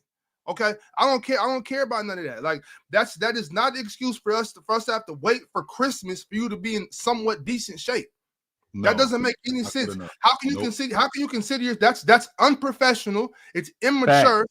You know what I'm saying? There's Big Ox. He had a long summer with the Olympics and stuff. He didn't play in the Olympics. There is no excuse for that unless you're going through a serious injury, had some surgery, had to rehab, and still at this point, it's like if you're not healthy, then sit down. If you're not healthy, they made a finals run last year. I mean, I can't. Run is just trying to be funny. I can't partake because it's too serious, bro. It's too serious. What am I lying about? I just want to lie. What the hell am I lying about? When you're a professional athlete, professional basketball player, professional you have to stay in shape because you always got to be ready. Now, Luka Dončić isn't the type where he's not at the level where he's playing for he's fighting for contracts. So maybe that could be because I know there's that so guys that play overseas and whatnot like that, they got to stay in shape because they got to stay ready. Because leagues start at different time. You might not know where you're going next season. You got to stay ready. You got to stay sharp. Got to get ready to go. Luka doesn't have that problem, but this makes it that to me it's even worse. Like, bro, you know where you're going. You know what time it is. You know you got 82 games to be prepared for. You got to be in shape. And so I'm just tired of hearing, oh, he's gonna play something in shape. You know how Luka Dončić does. Like, that's terrible. That's not a good thing. That's nothing to praise. That's nothing to praise at all. That's a sign of immaturity and unprofessionalism. And I've experienced that. I've experienced immaturity and unprofessionalism, and that will ruin your career. In shape and in game shape aren't the same thing. And Luka's, I'm not saying you're saying it's not. In shape and in game shape aren't the same thing. Luka, does he probably let himself go a little bit in the offseason? Probably. I mean, I don't know what he gets up to. I'm not keeping my eye on him. But I do think him not playing in preseason definitely led to him having a slower start to the season. That would have been 4 or 5 games where he could have got himself into better shape. 100 million. If you don't play games, you're not going to be in game shape. Like he's just think about it. If you all year you can't do what you want. I got 100 mil, and after taxes, I got Nike contract, NBA, 2K, all this other stuff. He probably got like 60 of them in his pocket. You know what I mean? Maybe 55. And I got all summer, bro. And then I've been playing basketball all year. I'm traveling Europe. I'm about to drink. I'm about to eat like sausages. And that's why I said to you before, Swiper, that's why his game is not going to age well. That's why. For that reason right there, what you just said, you ain't taking care of his body. James proved that if you take care of your body, you invest in your body, you can stay around for a long time.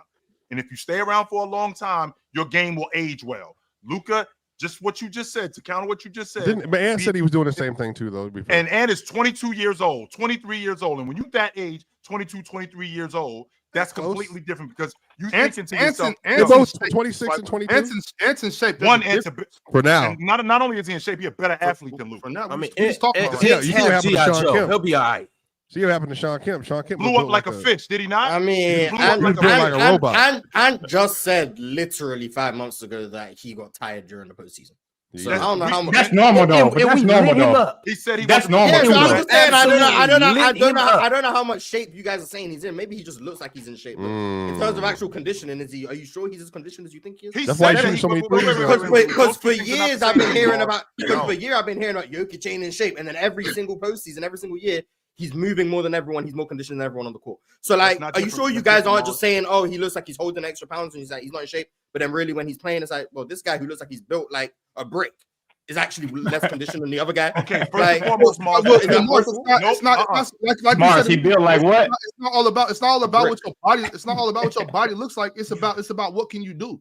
So yeah, we might make jokes and play around and be like, oh, this person's blubbery, he this or that. But Jokic is moving. If you can look however you want, like you said a minute ago, Mars. It's not all about your physique as much as your stamina and what you can do. So yeah, we make jokes and talk shit, but it's like, bro, Zion. We say that about Zion because Zion stay hurt. So yeah, I'll be saying that. Luka, I'm saying that about him because you can see, bro. You can see at the end of the third quarter. We saw it against the Warriors. We saw it last night. Dude is gasping for air. Remember Jake had to took him out, then called the timeout, and then you had the media timeout against the Warriors because they're trying to conserve Luka.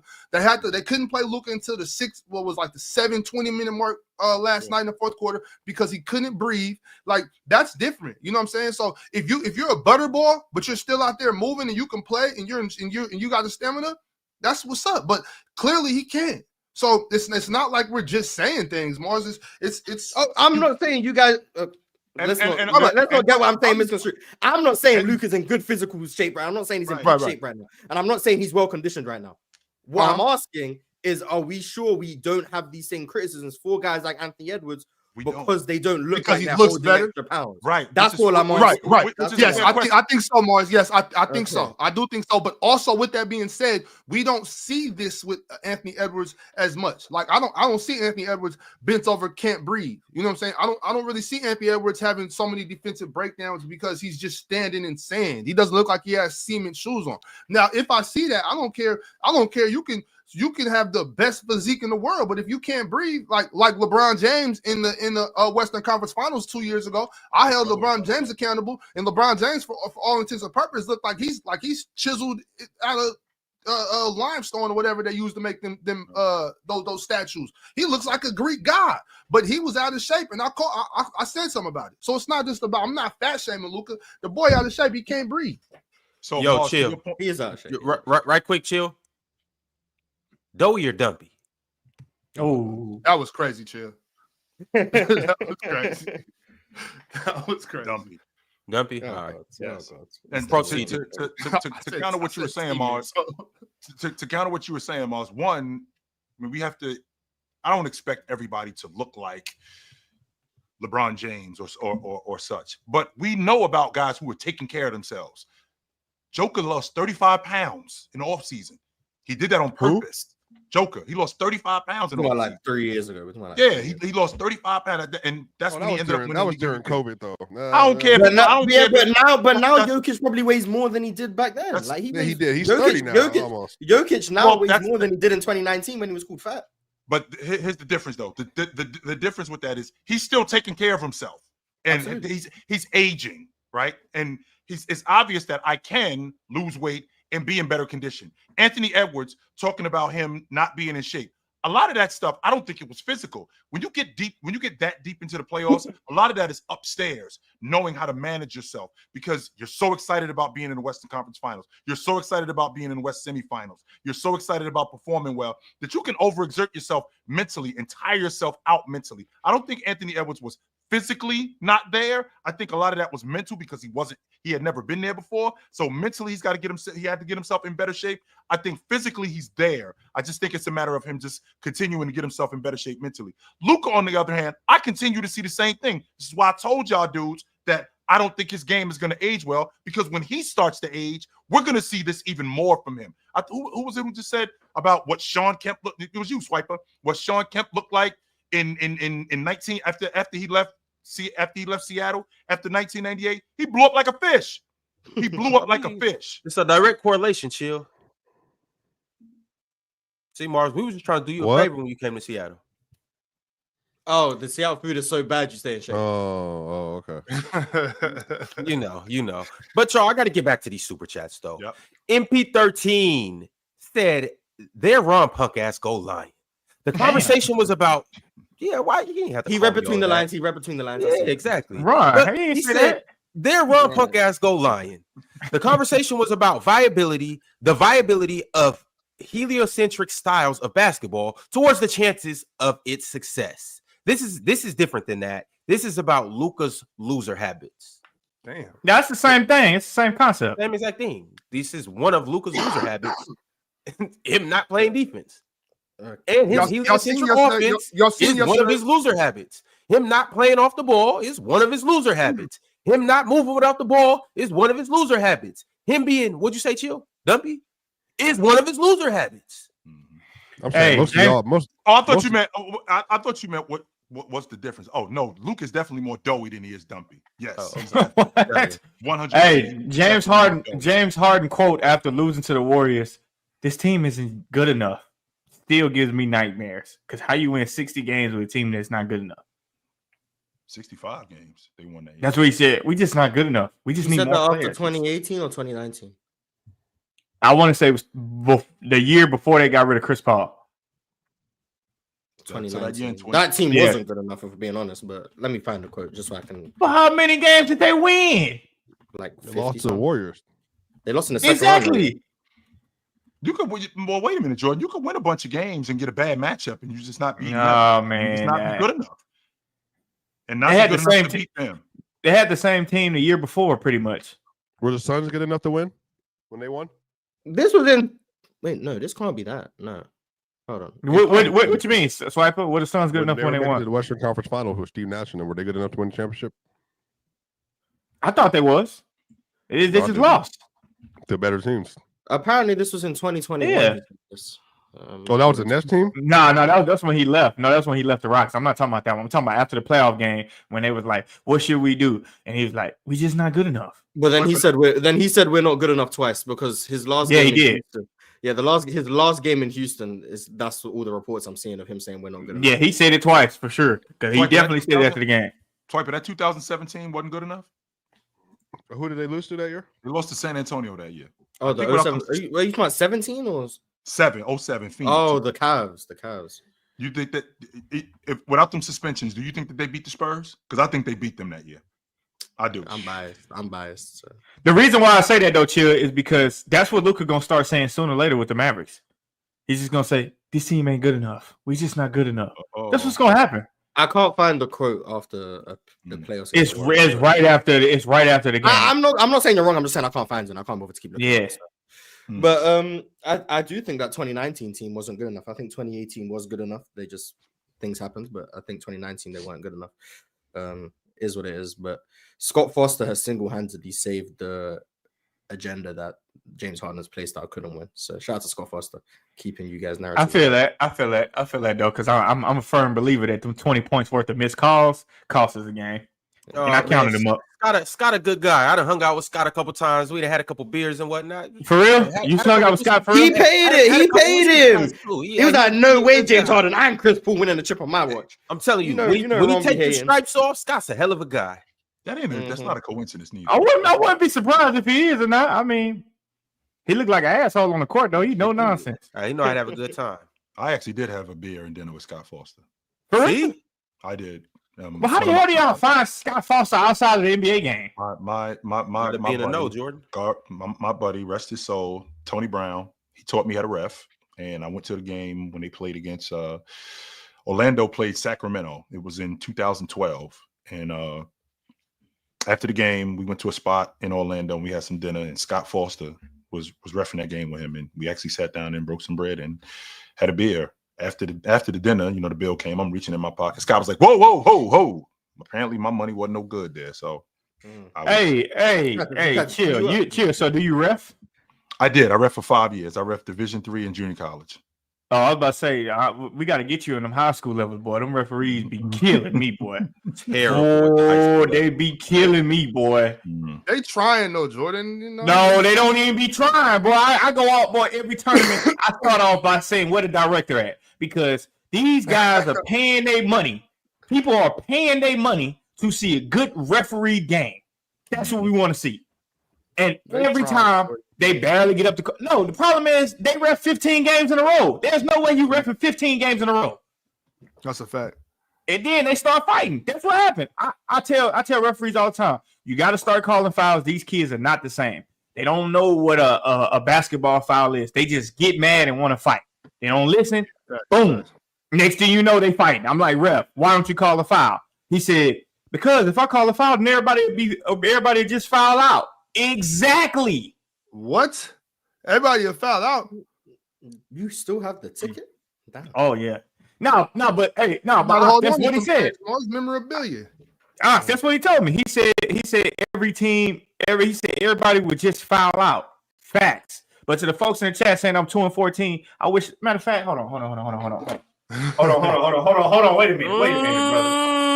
Wait a minute, brother. Get him, Jay. Wait a minute, brother. Wait a minute, brother. Stop it, bro. I told you, bro. In my city, I am who I am. Jordan, you talking about the Drench Man, chat. Y'all better put some respect on the Drench Man. As a matter of fact, for the rest of the show, Ox, you address him as Drench Man, not Jordan. Yeah, you too, chat. You talking about in high school, like school ball or AAU refs? Nah, AAU ball. No, both. Wait, what was that trophy? AAU refs, you never know what you're gonna get from them. But like high school refs, I think they trying, bro. I think high school, like the high school. No, they trying. Now they trying. But hey, that trophy was from we had a national tournament in San Antonio. It was about 800 teams. My team won first place. What year was this? Did last summer. 800 years. 800 teams. Like you're a coach team you're coaching. Yeah, facts. Oh, yeah, okay. Yeah. Mind you, I had a 12-year-old on my team, 15-year-old on my team, 15-year-old on my team, 16-year-old on my team. Play 17U. I don't even take kids that's their age and play. I like the challenge. I like them younger guys to say, I'm gonna teach y'all. What tournament was that? Road to Nationals, San Antonio. It used to be at the Spurs. What was the national tournament? Was it Orlando or? No, it was in San Antonio. It used to be at the Spurs. Arena. Well, it still is, but they kind of have it all. It's like 800 teams now. Damn. Oh, my bad. All my trophies are buried in boxes and storage, bro. So I got so many trophies. I throw them away. I've been coaching AAU for a long time. I throw them away. Look, I just keep the cool ones. I just keep the cool ones. That's all I do. I just keep the cool ones. Do you get credit for coaching? I mean, I don't know if I want a trophy for coaching. My ball be blank. You know what I mean? It would just be the players. They give them to me. They give them to me. I don't really care for it. I don't really care for it, bro. But you got a position. You got a position right in front of your computer. Obviously, they cool. They look cool. They door stands. He got him as door stand. They sleep right next to his bed when he wake up. He spin it. every day. Yeah, Jordan, yeah. hey, damn, what's Swiper talking about? That's fire, bro. Hold on to the trophy. Hold on. No, man. My goal is development. Hey, keep kicking ass. And my goal is development, bro. That's it. Development. As far as youth Jordan out here sports and stealing stuff, these kids' it's hard to hold refs accountable, even in high school basketball with coaches. I'm talking about at the high school level, not AAU, because in AAU that's different. You taking advantage. That some people taking advantage. I'm talking about in high school. It's hard. Like I know a lot of parents and people, they get mad at refs and even coaches. And you got to understand, like a lot of these coaches, they just love basketball. You know how it is. I know at least in California, if you work at the school, if you're a teacher or something, you got first dibs on all the coaching gigs. So it's like you might have a PE teacher out there that's just trying to do something for the kids, trying to do the right thing, and they don't know all the right things to do. So we got to be a little easy on these high school coaches, man. They trying, bro. They trying. They doing. But they coaches doing as a whole, though, are the most unheld accountable group I've ever seen in sports, not in real life. In youth sports for sure, though. But think about it. You just saw the Ravens Bengals game from last Thursday night. Joe Burrow got 2 face masks on that same drive, none called, but you can't hold him accountable. You can't say nothing. There's no way to review it. There's no way to call a timeout. Go look at the play. There's no accountability afterwards. There's nothing. It just is. It's over. You talking about refs? Yeah, refs officiating. Once a ref does something, it's over. There's no way to really deal with it. Even in the NBA now that they added like reviews and challenges. Bro, if you win a challenge, I should not just get another challenge. I should get 2 challenges. I should be able to correct you about a bunch of stuff happened over the course of the rest of the game. Swiper, you are aware. That's why we saying post-game. We literally just had this. We literally just had this conversation. Swiper, you are aware that these guys, especially in the playoffs, these guys get 90 to 95% of their calls right. The ones that you remember, you remember the one that he missed in the meat and potatoes of the game. No, I'm agreeing that like you have a 95. But again, by the way, there's a hit rate out. Like there's a report the NFL puts out that showed how accurate a official was. Like there's people that are 98% accuracy, but there's some people that are 90. 10% of missed calls that's a huge gap. That's a huge gap. Have you guys? But when Steph missed 60% of his threes, he'd go. No, Refing is hard. Look, it's harder for the refs than it is for the hoopers. No, that's the fact. It's hard. I've watched Ox train refs, so yeah. No, I hate refs. I had the ref doing college football for AAU. When I was in Australia, we used to like, and so in the facility, we'd have like games on the weekends for like rec ball, and so I used to have to ref some of the games. But when I tell you, I almost got jumped like 5 different times, bro. Yeah, bro. Chill. I'm serious. Like I'm serious. They damn near rushed me. I was like, hold on. Like my bad. That's what I'm saying. Though, you deal with more pressure as a ref than anybody else. Facts, bro. The refs have the most pressure. You got the home crowd. Then you got the away crowd. Is unbelievable. Then you got the home bench. Then you got the away bench. Then you got the home coach. Then you got the away coach. Then you got other refs. Then you got the players on the court. Then you got the star players who obviously you're not supposed to give them calls, but the star players, when they're aggressive, they're coming through the lane all game, every game. Ron, then you got to try to diffuse situations. You got players trying to fight. You got to you got to deal with so much politics, and you have to get every single call right. And chill, you can't get every single call right because if I call a call on this guy, these guys are going to be bad no matter what because they don't want me to call this call on them. But did you see the officials for the wrestling tournament a couple months ago with that dude straight pushed the referee after he like scolded the kid for taking an illegal low blow? He walked on the mat and pushed him. Bro, you see worse. You would see worse here, bro. That's crazy. Referees tripping here. It's not. It ain't no joke, but especially in like youth. Like I've seen like because my son wrestles now too. Like last year when he was first wrestling, but I've seen crazy shit, bro. Like they don't play with these refs, and it's hard, bro. Reffing is hard because like Ron said, someone's touch, they expect you not to miss nothing. I'm a hoop fan. I'm watching basketball. I'm watching the game. I know I'm supposed to be reffing, but I forgot. You know what I'm saying? Like, I'm watching basketball. I ref the scrimmage, bro. I understand that, Ox, but I'm saying like with me reffing, I wasn't watching the game. I was trying to ref. I was trying to do my best. Bro, it's so hard to call. It's hard, bro. To see everything. You can't. These dudes are and And this is me reffing. I used to ref like AAU, and then I also used to ref like men's leagues and women's league games. I can and see Ron in the it's harder to stripes. ref. It's harder to ref women than it is to ref men, but that's a whole different subject. Why you think that? Why you think that? Because they just play more physical. The girls play more physical. They play 100% more physical. I ref women's basketball at the Division III and the junior college level. All right, that's crazy, Ron. Way more physical. That's crazy, Ron. Go ahead, chill. Jordan, I'm trying to make this something it's not. That was crazy, Ron. Why is it harder, chill? But chill, like my problem, chill, was that and Ron was one that had to tell me this because I was, I'm like. Somebody get hit, I'm like, man, he hit you that hard, but you all right, keep playing. Ron, like, nah, you gotta call that. And I'm like, but he barely touched him. But he touched him. You have to call it. I'm like, but that shit is soft. So I can never ref. I'm never gonna ref again. Bro, I ref the scrimmage one time between two Adidas teams, bro. They was like beefing with each other. So they pulled up to the gym and like, hey, we need the referees in here. We gonna see who the best Adidas, blah, blah, blah. Bro, I'm watching. This is a good game. I ain't biased at all. I'm calling whatever I see. I'm keeping it consistent. Bro, you make one call, then the other call, and then somebody from the stands just start yelling at you. Hey, man, what kind of call is that? And you like, bro, and at the end of the day, you human. And if you've been in them trenches, you want to turn around and say, hey, bro, shut up. No, for real. But you can't do that. You like, bro, you really want to check people's temperature. Like, bro, did you really just say that? But you can't do that. You got to block them out, focus on the game, and then the coach start yelling at you. And you like, oh man, I quit. I ain't never reffed again after that. I quit. I ain't reffed again. Quitting that in the Lawman Reed. They are. So, bro, it's not worth it. They don't get paid enough money too, though. But I think they need to sanction. Actually, they do.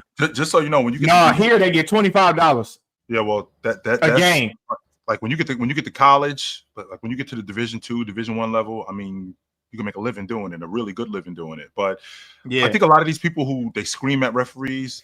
They just there to scream at referees. They don't understand what they're screaming at. They don't know who they're screaming at. They don't know what they're screaming about. Ron, call a foul. You don't even know what a foul is. Some plays can look strange. And with these plays looking strange, you expect somebody to blow the whistle when there was no foul there. A lot of these people don't understand exactly what the job of the referee is. My job is to cover an area. That's why it's three of us out here.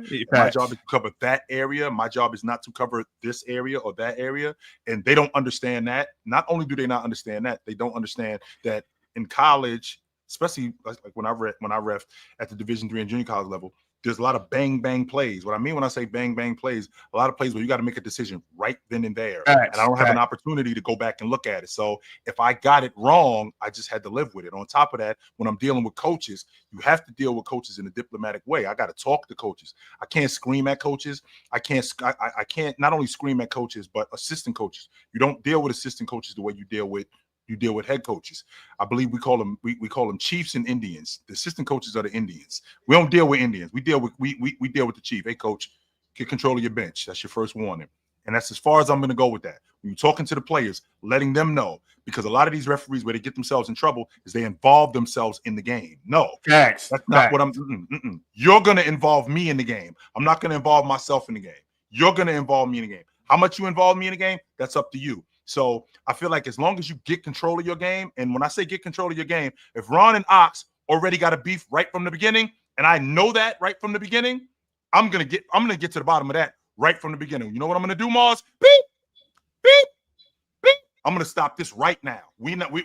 These two guys, we're not. Chill, you got good form on that one, man. You've been doing that for a long time. Do that again, Chill. Do that again. Well, that's what it is. I'm just saying, man. You call a foul, and we're gonna stop this right now because I got to get control of my game. Because the last thing I want is for a fight or anything like that to break out. And the one thing that I was taught. One of the things that I was taught, this was by Tony Brown. He taught me this. He said, don't go looking for that soul. He told me that. He said, don't go looking for that soul. He told me that soul will show himself to you. Don't worry. Don't go looking for him. You ain't got to go find him. He'll show himself to you. Mm-hmm. Jordan nasty. But Jordan, what Chill just said, Jordan. My God. Oh my God, Chill. I didn't know you was going there. But Jordan, what Chill said, not the last thing he said, but what he said earlier about like when players are fouling or when you got to get down to the bottom of something, that's why when that ref said what he said, the reason why he doesn't blow his whistle because he thinks everybody will foul out is actually the opposite. Once you start blowing that whistle, players are going to stop doing that because they Chill don't out. want to foul out. Yeah, If chill they out. reach in, if it's an aggressive game and you like come that. out early and start That's giving a people fact. fouls, That's a fact. the coaches are going to stop it. They're going to be like, yo, I can't afford for you to foul out. Either you got to stop fouling or you go come sit on the bench. The game's going to correct itself. So that's why if you let the game keep going like that, then it's going to get out of hand. But if you stop it right from the beginning, come train the refs down here because I told the referee that, and he said, bro, if I call the foul, everybody you foul out. And I said, that's exactly why they got a limit on the number of fouls you can have right there. Jordan Otter stole on him right there. Bro, I said that, and like 10 minutes later, it was a brawl in the gym, a full-on brawl for nothing. So I'm like, it is what it is, though. But hey, shout out to the refs on a different coast because down here they ain't like that. They walk up and down the court. They don't even run. And shout out to the brotherhood too.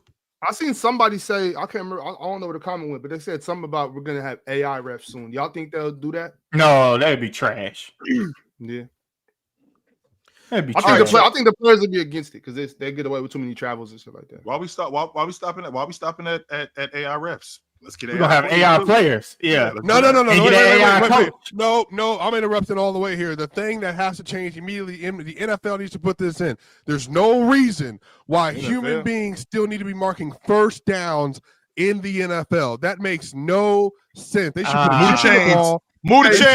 They should put a chip in the ball, and I should know exactly what it is on the centimeter. Magnets? Why are old people, respectfully, still marking the ball, clearly missing the spot? You know what I thought about in my head show? How many games in NFL history have been lost or won by just the ref misplacing exactly where the ball's supposed to be?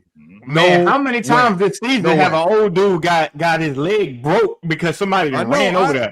I don't know why they are out there. What are you doing? Why are y'all holding the sign? Wait, swipe it. Because you football cats, y'all love it's a gladiator sport, this and that. Well, you gotta deal with the human error of being a gladiator, swiper. Y'all went big and bad, so rough and tough. Y'all all right. You only want to take the perks of being a gladiator, huh? You know how many old men holding them? Wait, hold on. Why, Ox? It should be you holding that sign. You should be holding my sign, the first down sign on the sideline. Why did they have 65-year-old men? Why did they have 65-year-old men built like Ron holding them signs, getting their leg broke? What's up with that? Why is that happening in every game? I stopped playing football for a reason. I see one of them dudes coming at me, bro. I'm getting up out of there. So, Ox, you can do that, but them 65-year-old men, bro. I seen one dude. Nobody even came near him. It was just close. And he just started running back, and he stumbled and fell on his neck, and they had to get the stretcher out. And I'm like, bro, you 75, bro. You don't need to be out there. It's hot. It's a gladiator sport. It's a quick reaction game. Break their necks in gladiator sports. No, but not the chain gang. Not the chain gang. No, they don't need to be doing that. I actually agree with Swiper. Ox, you need to go ahead and get you a job, especially with sports betting. I'm good. All that sports betting stuff. I'm good. All right, y'all. I got a super chat from Realist123. And then I can't make a layup in the clutch, but I got to trust that he's going to get the first down mark right. Who can't make a layup in the clutch? Ox. You got that story. Hey, somebody told you wrong, but go ahead, Ron. Realist123 said AD is playing the best this year. I don't want to hear no Jokic. The Lakers are 7-4 this season. I don't bring him up. Y'all clowns. Y'all clowns bring him up. I have nothing to say about it. Dang. What about AD? What, we lying again? All right, we got to lie again. Let me go back to 1920. Hold on. Pre-pandemic. Go ahead. AD is playing the best this year. I don't want to hear no Jokic. The Lakers are 7-4 this season, undefeated at home. We are winning the chip this year. Give us Denver first round, sending them back. I've had to listen to this Fantasy Island AD conversation for the last several years. And you had it. You had it in 17, 18, 18, 19, even 19, 20. But AD had no place in them conversation until he left Disneyland. And ever since then, I don't know what to tell you. I don't know what to tell you. He's a great player. He's a top 5 player this year. I'll give you that. He started off the season really well. He's better than Luka so far this year. Let's see how long it lasts. Everybody give it up for Anthony Davis, y'all. Woo! Best play finisher in the league. Best Not play bad. finisher in the league. For real, AD really deserve it. Like, aside from whether Swipe is being condescending and sarcastic or not, I think AD he's has top been 5 balling this this year. year. He's Just top being a 5. pompous jerk. Damn. That's crazy. All right, y'all. Well, speaking of what AD's doing, the NBA just dropped their early MVP ladder. So I need you guys to talk to me about what you're about to see here on the screen. Like the video Jokic again. and subscribe, and we're going to get into this MVP ladder. All right, here we go, y'all. I don't see Luka. At 5, there he is, Anthony Davis. AD. At 4, That's we gas. have SGA. Yeah. I think I'm They need to put the AD refs even around better him. than SGA. They need to put a ref next to him in that picture. At 3, we have the Suns, Kevin Durant. Respect. At 2, Yep. Chill, go ahead and crack a smile. We He got should your be boy there. Jason Tatum. Mhm. And at 1, you guessed it, Mhm. Jokic. Trey Young. Nicole, Man. No, not Trae Man. Young. Man. Y'all ain't tired of this already. how we feeling about Y'all ain't this? tired of this, bro. You Tired ain't of what? tired of Jordan, this. he balling. Yeah, I don't know. I if you get tired of feel it. you. I feel you, man. But damn, bro. It just is what it is. Like, can That's we why just... Jordan. That's why Jordan didn't win right there because of people like Jordan right there. That's why LeBron didn't. win I 2011. agree. Because I people like you. agree. It's crazy. Yeah, I know. And you know what's crazy is I hate people that do that, but I'm doing it. So I guess I got a problem. But bro, it's Hey, like, wait. bro, now that I'm Bro, you living ain't in it, it's you like, ain't never seen the damn. quote be the change you want to see in the world. I don't want to be that changed no more. I'm giving up, bro. Bro, I'm just tired of seeing this every year. Give it to That's some on put the somebody else other in there. players, Jordan. They got to get better. That's on them. That's You're No, tired. it's- You're tired of seeing the best player in the world. No, okay. Yeah. Can we mandate? Okay, is Denver team just need that much help from Jokic? Is that what their team is catered to? Can we get somebody else that help them out? or maybe he's just that good. How about that? Right. Maybe he's just that good. That's Maybe what so. it is. That's Maybe what it is so, more than bro. anything. And since we're on the subject of Joker, and I said this to you a couple of days ago, Ron, Man, where's Giannis? I think Joker's 4 and 8. averaging. That's where he is. He 4 and 8. I think Joker's averaging 4 more assists this year. from a number standpoint, I think he's averaging 4 more assists this year. He's doing the same thing in terms of buckets through the first 10 games. I think he was averaging 29-7, averaging almost 30 and 14, but he's averaging 4 more assists. He was shooting 62 or 63% last year to start the season. The long ball is different this year, but at the end, he ended up leveling off. He ended up leveling off at about, I think, like 26 or 27 a game. So it's obvious that when you get a good start, kind of what happened with Joel Embiid last year. Had Joel Embiid held up, was Joel Embiid going to average 35 for the entire year? I don't know. I'm not saying that I'm not saying with 100% certainty that he would average 35 a game, but he did get off to a ridiculous start, and the consensus was Joel Embiid was going to be the league MVP. If Joker can stay at this level where, I think he's averaging I think he averaged like 26 a game last year, 26, 12, and 8 or something like that. If he can average that and Denver ends up winning, I don't think the Joker is going to be the league MVP off the strength that's simple. That's similar. A guy like Jason Tatum. If he keep this up, he gonna win it. But if here's the difference though, Jordan. If he keeps this up, 30, 14, he's leading the league in assists and rebounding. He's doing that. He's leading the league in assists and rebounding. That's what I'm saying. He's gonna win it unanimous. If he keeps that up, now I think that's different. But if he levels off like he did last year and he ends up averaging like 26, 12 and with what Jason Tatum is doing, with what Anthony Davis is doing, I think it's going to be completely different. See, Swiper, what you think when you think about he's the league not MVP? maintaining this. I'm sorry, he's not going to maintain this. There's no way. He might have to for the Nuggets to be. I don't get it. Chill is actively acknowledging voter fatigue and then says it doesn't exist. Like I don't. Yeah, it definitely exists. But this will be his best year. This will be his best year. It's not again, Mars. I'm not noticing voter fatigue because they're still voting for him. That's the difference. So it's not voter fatigue. It's not like he's finishing 5th, 6th, or 7th. He's still finishing 1 or 2. There is voter fatigue, Jill. It's just the issue with it already happened. So you mean one guy is like, no, I'm not doing it? No, it already happened. Enough for him to not win. That's how it already happened in 23. That was voter fatigue. I'm saying at this point, it's just it's just like. But again, chill. This is like a different story. Like LeBron in the 5th year. He won 13-14. What were LeBron's number 13-14? Were they like significantly better than 12-13 when he won that year? I think he was 27. Well, 7, KD was 6, MVP in 27. 13-14. Yeah. 11, 12, 12, 13. So LeBron had his best career season, his last MVP year in 12-13. He was 40% from three. He was top 5 in DPOY that year. Second. He was second in DPOY. Second that year. And then on top of that, they were 50%. He was 50-40. He was 75, 50-40, 75 or 70, whatever. You know, let's lower the number. 50, 56, 41. Yeah, he was 56, something like that. There we go. So that's what I'm saying. That was crazy.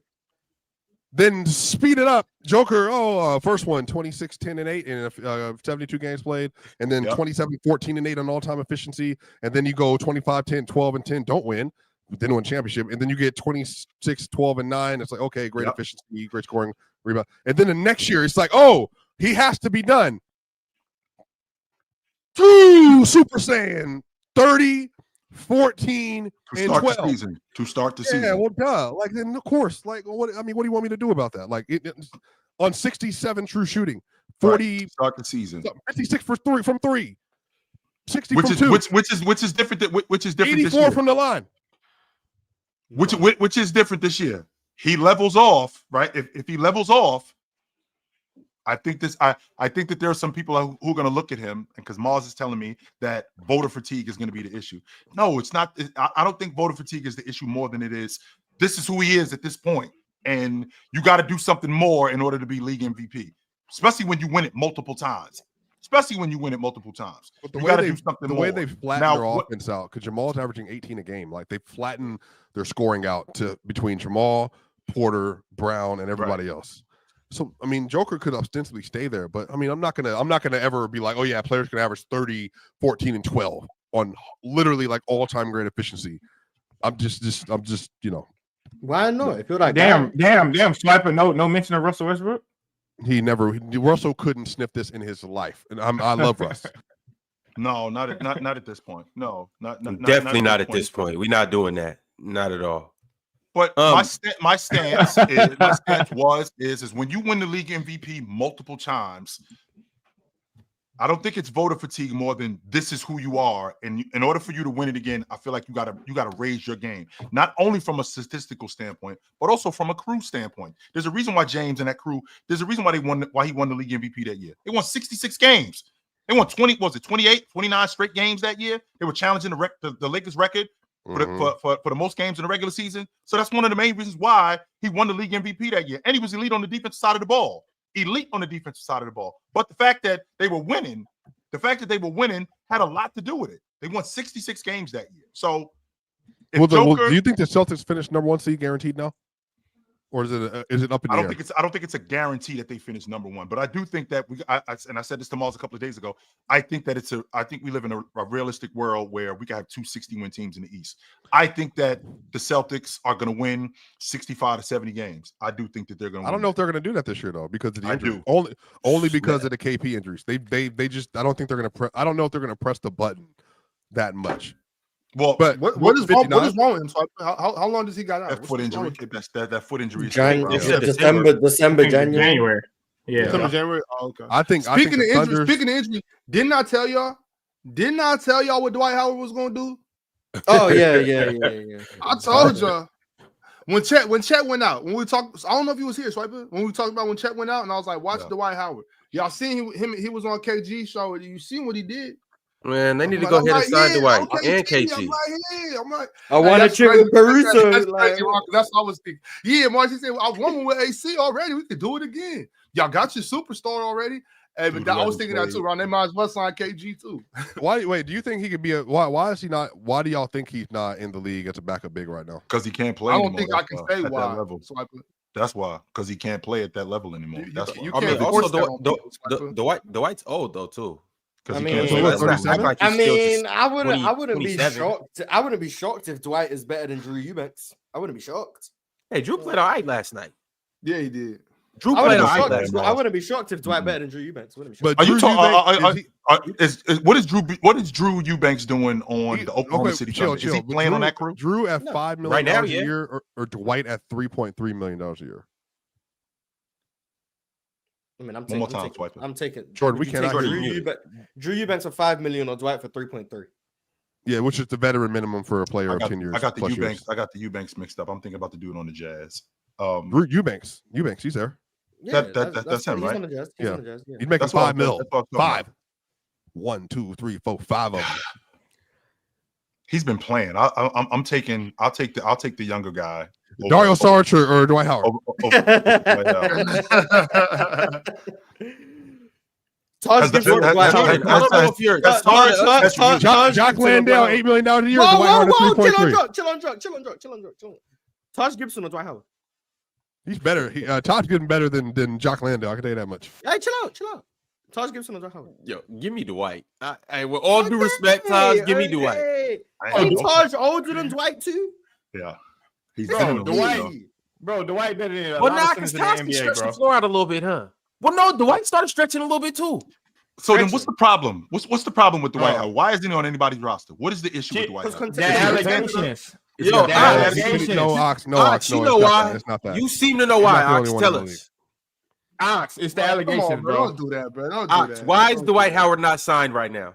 Don't do that, Ron. So we blackballing. So we blackballing the dude because he like dudes too.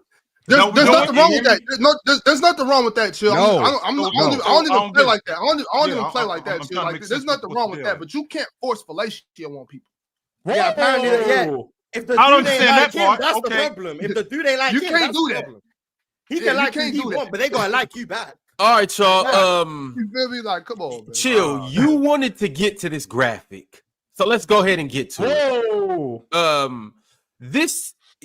Nikola Jokic, as you can see, is on pace to break his own player efficiency rating record.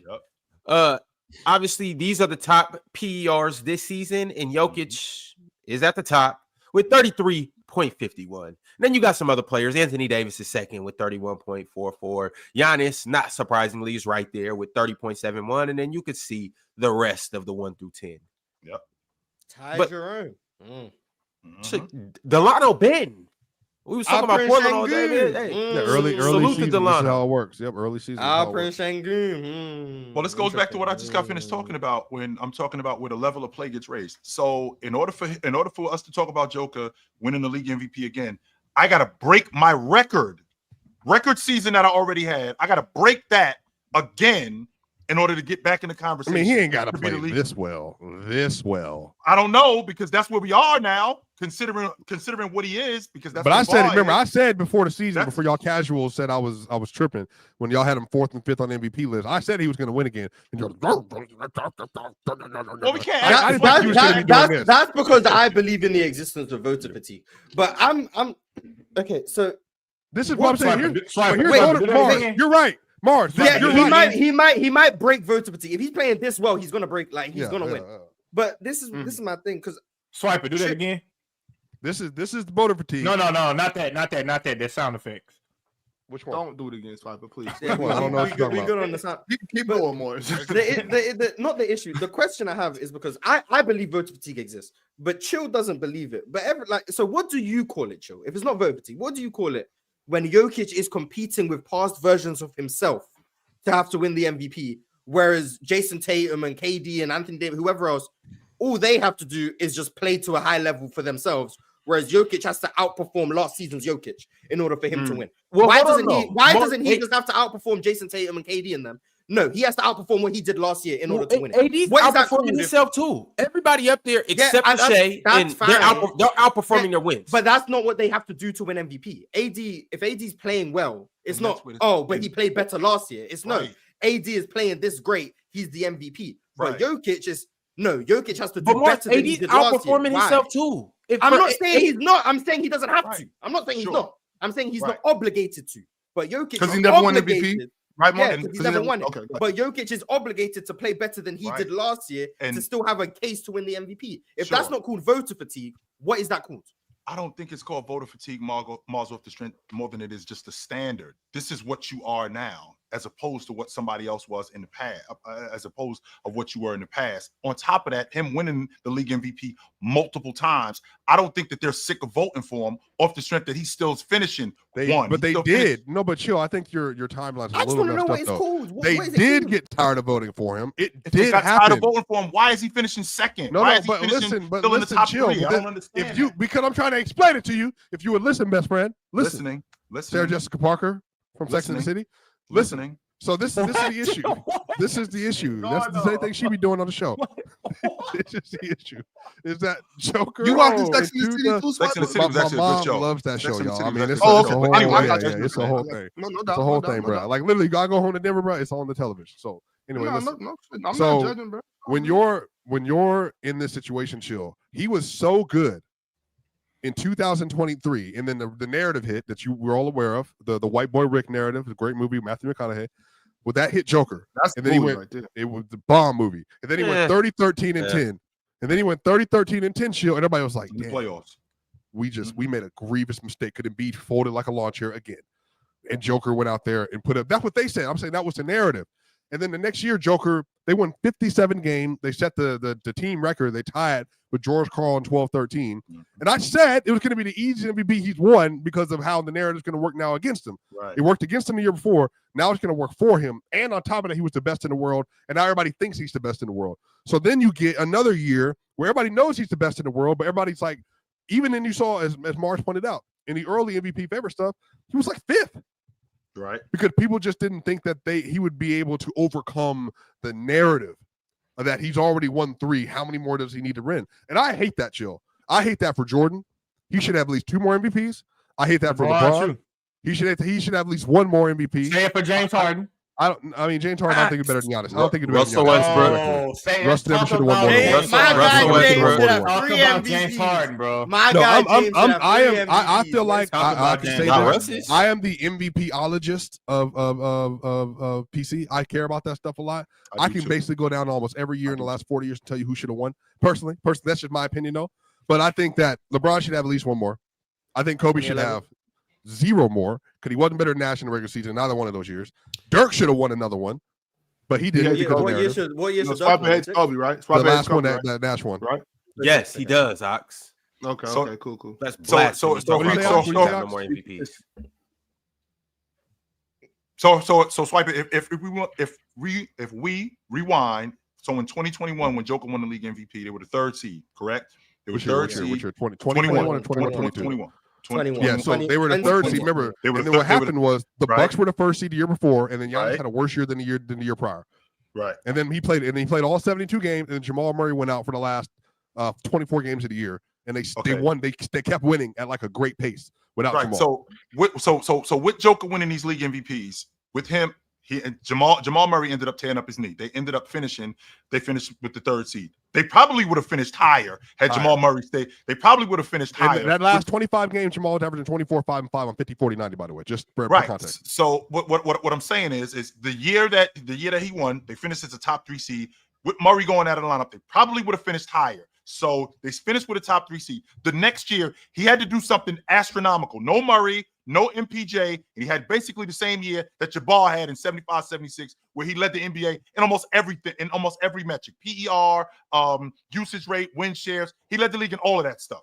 All of it. He had a ridiculous That was his best season. defensive year of his career, by the way. Yeah, that's what I'm talking about. Offensive win shares, defensive win shares. He led the league in everything that year. And on top of that, they finished with the 6th seed. But he led the league in everything. So and Embiid came second, had 3 more wins than he did on less games played. Yeah, and I think they finished 14 games out of first place that year. But with that being said, the team Suns won 64 games. So I mean, I guess.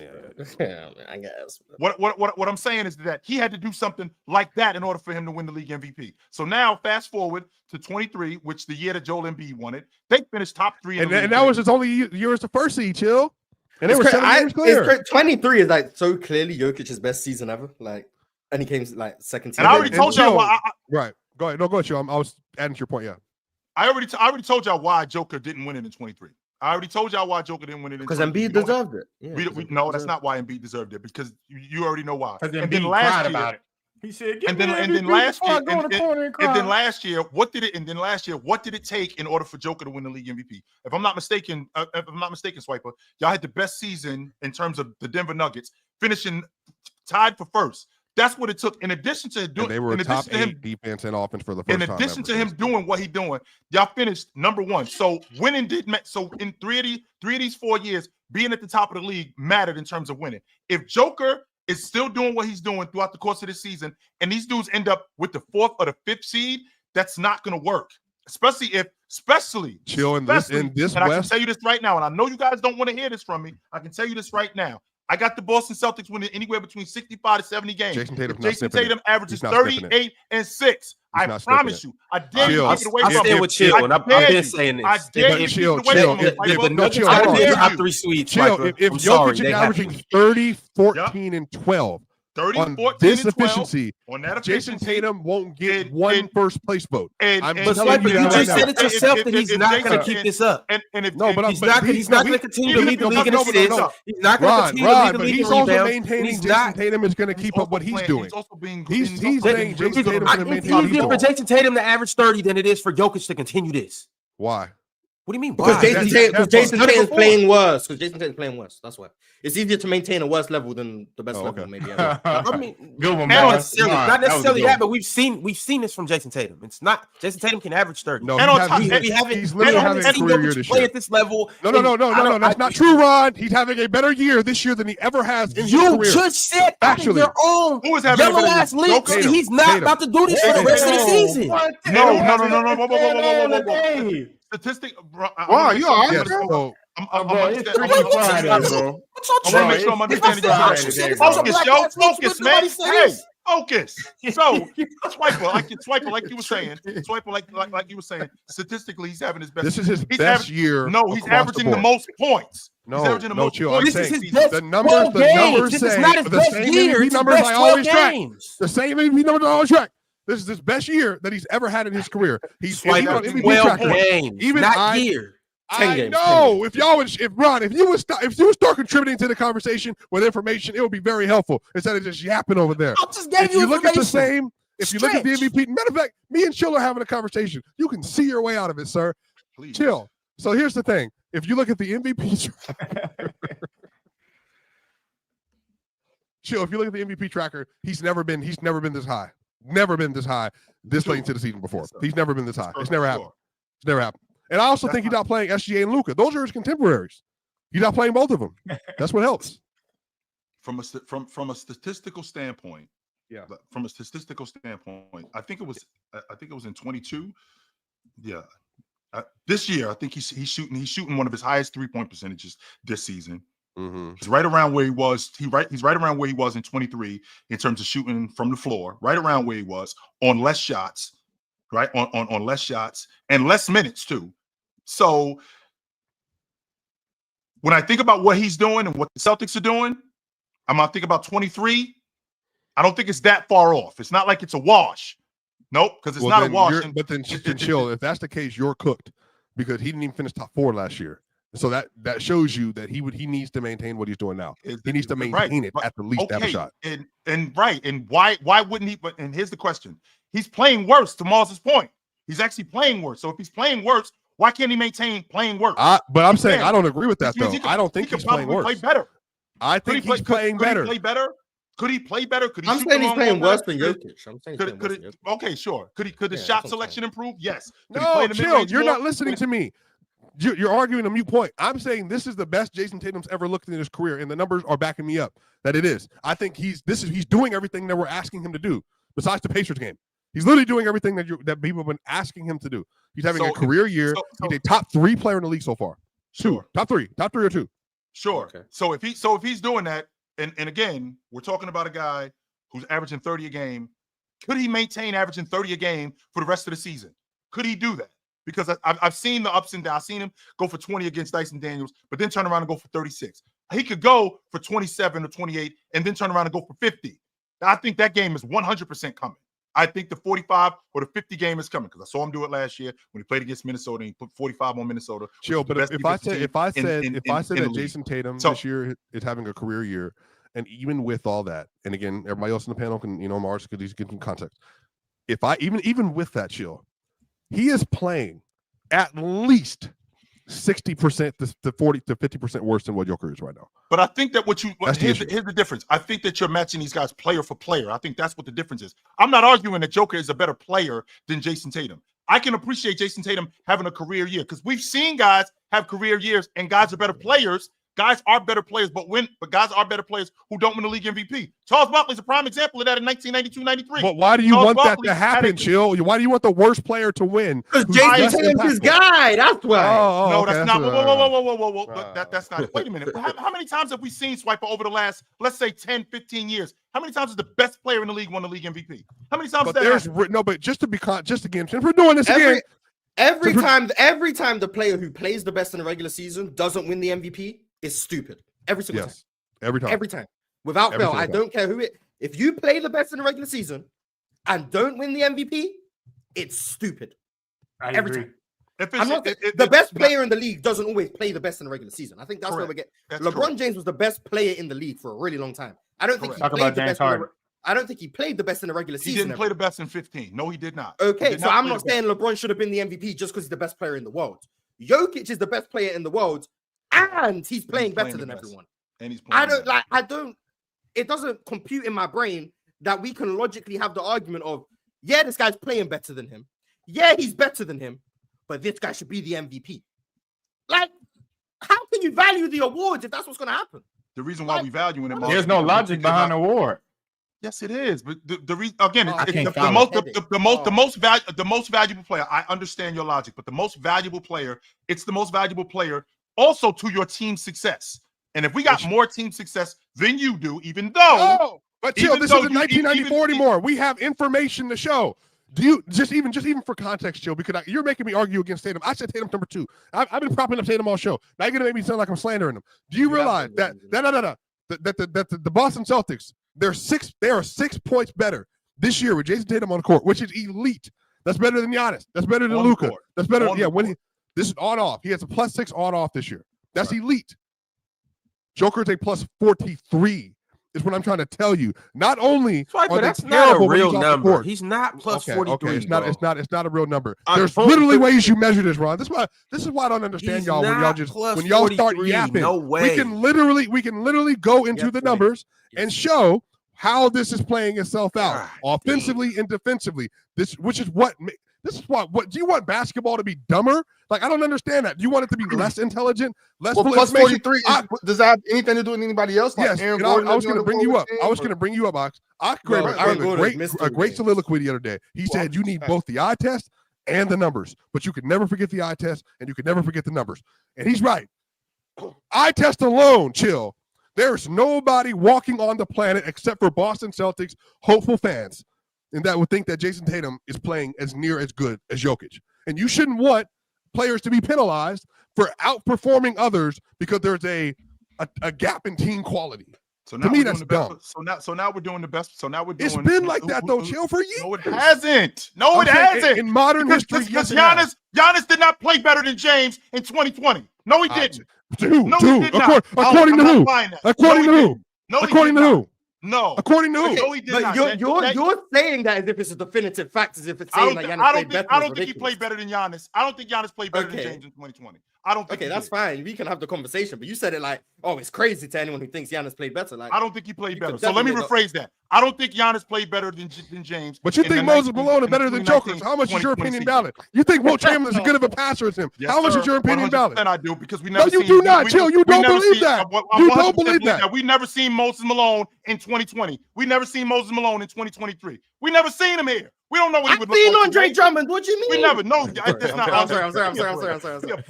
You haven't seen that guy. You said Wilt is the same tier as passer. You are lying, chill. You've been drinking too much hydrogen peroxide to think that. I've seen Wilt Chamberlain. Friday is a hell of a day, boy. With Wilt Chamberlain passing Friday is a hell of a day, bro. At the level that he passes at, I have not seen Wilt Chamberlain in 2022. Chill. I've never even heard Wilt in the conversation with Bill Walton as a passer. I've never seen him in conversation with Steve Nash. So if I saw Wilt, wait, chill. Turn your mic up. Turn your mic up. Is Wilt in the same conversation as Matty Johnson as a passer? And answer the question. Who is Swiper? Who is? I'm trying to figure out how far does it go. Joker is not. I don't know. Joker is not in the same You think so? You think so? Why? No, but tell me why. Give me a detailed breakdown. Give me a detailed breakdown. Now let's chill. Give me a detailed breakdown of why Joker is in the same. I'm asking you. You said it. Get here. Ron, put your foot down. Fellas, we definitely about to move scared of you, Ron. We definitely about to move on. The player who plays the best should be the MVP. There we go. Hey, I'm about to get into these super chats, and I got some other cool things that I want to get into today as well. We got one more hour for the show. What you said about Kevin Durant? Can we please talk about that? Ron wants us to talk about jerseys. Let's be serious. Ron, I promise you, everyone up here would much rather talk about what you said about Kevin Durant than what these teams' jerseys look like. We got other things to talk about too. So what did he say, Mars? What did he say about Kevin? I missed it. He said, Mars, you don't say what I said. Let me say what I said. Let me say what I said. I said I'm about to get to super chat. Wait. What did you say, Ron? Your boy Corey 54. No, tell us what you said about Kevin Durant. Stop running from the moment. You just like. I got you, Ron. Come on. I ain't even. I appreciate you. I got you, Ron. Thank you. Sit in the hell. Your boy Corey 54 said the MVP isn't meant to be quote unquote surpassing your standard award. It's the most valuable player award for those 82 games. Not voting Jokic because he's not as good as last year is stupid. I agree. I think if you play the best, you should be the MVP. I've been consistent. Ron, can you stand I know that's not how it before I go, please? What did you say about Kevin Durant before I leave? Please. Are you going to stay here throughout the whole to listen? segment? No, just to listen. I just want to listen to it before I got to go walk this dog and do another show. Please answer the question. But that dog about to walk you. That didn't make any sense. That's not even Ron, a good joke. What did you say about KD? It's not even a good joke. Ron, what did you say about KD, Ron? Ha. Got your laugh. I said since 2000 that KD's not a top 10 player. Oh, Ron, why would you repeat that, bro? I said since 2000 he's not a top 10 player. He didn't say that shit. I don't think he said that. No, he said that. And I meant it. He said that and he stood on it. Now look. I'll give you guys my 10 guys. I will give you my 10 guys. And this is all I'm gonna say. First off, let me get through it. First off, since 2000. Go, Ron. First off, let me get through it. Go, Second Ron. off, it's 4 guys that I can understand pushback from. Go, Ron. No, it's 5 guys I can understand pushback from. Off the list. It's 5 guys I can understand pushback. No. Ron, have them over here. Go, Hold on, chill, relax. I'm gonna get to it. This is what I'm talking about. Y'all relax. Just sit back. Put your seatbelts on. We're gonna get through the list. First off, separate me and Ox. We both got red shirts on. Move us. Put Mars between us. We don't need to be standing next to each other. What does it look like? They don't clown show. Good call, Swipe. Dang. Do your job. Thank you. I can understand pushback for 5 guys. It's 5 of them that are flat out just better than them. Other 5 guys, I can understand why you guys are pushed back, but I have these guys over KD. Go. All right. Hold on. Let me. Well, the first guy is easy. Okay. Shaq. Okay. Well, The second guy is easy. Mm-hmm. Kobe. Okay. The third guy is easy. Mm-hmm. LeBron James. Yes. Okay. Yes. The fourth guy is easy. Mm-hmm. Tim Duncan. Okay. Oh, cool. Yeah, you're spitting right now. The fifth guy is easy. Mm-hmm. Steph Curry. Okay. Hell no. I don't like that. I like it. Okay. Carry on. Okay, keep going. I'm now, this is where things may get tricky, but it's going to be people that agree with me, and then it's going to be people with strong pushback. Okay. Yeah, well, thank you, Ox. The next guy, Kevin Garnett. I'll accept it. Okay. No. Respectfully. It's a little tricky, but okay. KD better than him. We got the 6. Come on, Ron.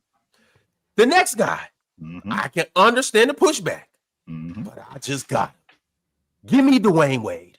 No. Give me 2009 Dwayne Wade over any version of KD. Give me 2009. 1 year, so we're doing 1 year. We're doing 1 year. I said, bet. Look, we can't talk about But you care about right now, so don't do that. Wait. No, We can't talk about 1 year.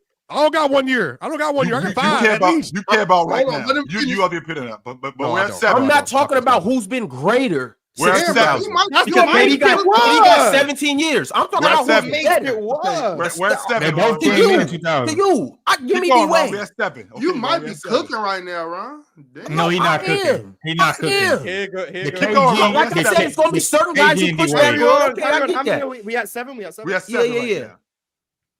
Next. Swiper, go ahead and pick your head up. Jokic. Okay, 8. Nikola Jokic. Okay. No, No, yeah, hey, well, this yeah, but version of Jokic right now, no version of KD's Ron, played better two than more, Jokic two right now more, today. Two more. Okay, go. Yeah, Antetokounmpo. Giannis. Okay. No, I'm gonna pass you on that one, brother. That's Okay, crazy. One Ron. more. That's crazy, Ron. And last but certainly not least, This one I'm about to say Russell Harden. Westbrook. It's gonna be He about Harden. to say. isn't it? He about to say Russell last Westbrook. but certainly not least, If you say Harden, not Westbrook, I'm gonna slap. Hey, him. I'm boy. sorry. Mars, if he said it, send him to hell, Mars. Soon as he said it. 2017 was a hell of a year. All right. 2018, some things that happened in 2018. Didn't Kevin Durant win? But the finals of the year? 2019, boy, the way that boy built that wall and carried that team to that championship, Yeah, and you put the spitting. whole Yeah, country you of Canada spitting, on Ron. his back, Yeah. boy. Give me Kawhi Leonard. Yeah. Man, I said it and I Ron. meant it. Yeah, you That, Ron, man, that version, hell no. that You two-way spitting, version of Ron. Kawhi Leonard, that Yeah. monster right there. Give me that Kawhi Leonard over any Man. version of Kevin Durant. Hell no. Any You picking version year of by KD. year. Any version of Kevin Ron. He's Durant. not- Ron, Any you version. picking year by year. I You went said it against and your I own meant list. it. Ron, you I picking like year that. by year. You went against your own Yeah, list. that don't make no You What do sense. you We're mean just I'm doing picking year peak by top year? 10 higher peak. You All right. went peak year. You had to go peak year because there's no way you think Kawhi from the early 2000s to now is better than Kevin Durant. There's no That's way you what I think that. said. I said these It's guys. no possible way. I said I'm not counting the whole career. So in the KD's last played a 25 17-year years, career. since Obviously, 2000, Kawhi's career here we doesn't are. stand up to KD's. Dwayne Wade and Yeah, the yeah. injuries, his career I doesn't don't. stand up to KD's. Okay, but if we're doing peaks, then yeah, Then this why is are we a talking? different Yeah, conversation. that's a This is different completely list. conversation. What? Because you're doing That's year the by list I just year. gave My you. career stand up to KD career, bro. That's- I don't want to hear that, bro. That's Yes, the list it I do. just gave you. I said since 2000, KD's not a top 10 player. Peak. 25 You said years. peak. You No, saying peak, a player no, is he different definitely than is. peak. 25 Now, let years. him move the goalpost a little bit, bro. It's all Yeah, right. he going 1 year to say I can- he okay, said if you wanna take 2017 09, Kawhi. I'm but saying these players at their best were better than KD. I don't understand Yeah, why that's is it a so fact. confusing. That's a fact. So Giannis's peak was 1920, correct? is that the only Giannis year he had? today. Give me Giannis today. I No, don't you're care what y'all want to say. Give me 18, Giannis today. You're drunk. 18, You're drunk. 19 to 22. I think that's Giannis. I don't understand. That's what I'm saying. Like, why do we What- go what- this far though? If Like, that's for what you're doing wrong, what about T-Mac and Melo? I mean, well, I'm gonna keep Melo out of this, but hey, it's a couple other names you could throw around 12, too. I mean, y'all, 13 Melo, y'all hey, 02, 03 I T-Mac. don't agree. I don't agree with these other Come on. names, but Come on. somebody else. Hey, Mo might agree with Harden. You know, I don't agree with Harden, but you know, hey, Allen L might agree with Luka. I don't agree with Luka.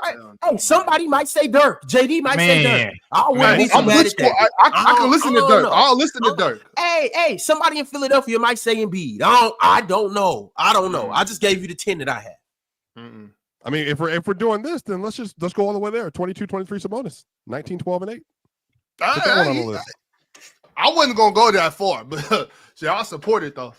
shout out to drugs. So- Shout out to so- drugs. so- They've been so the taking best- over the So world.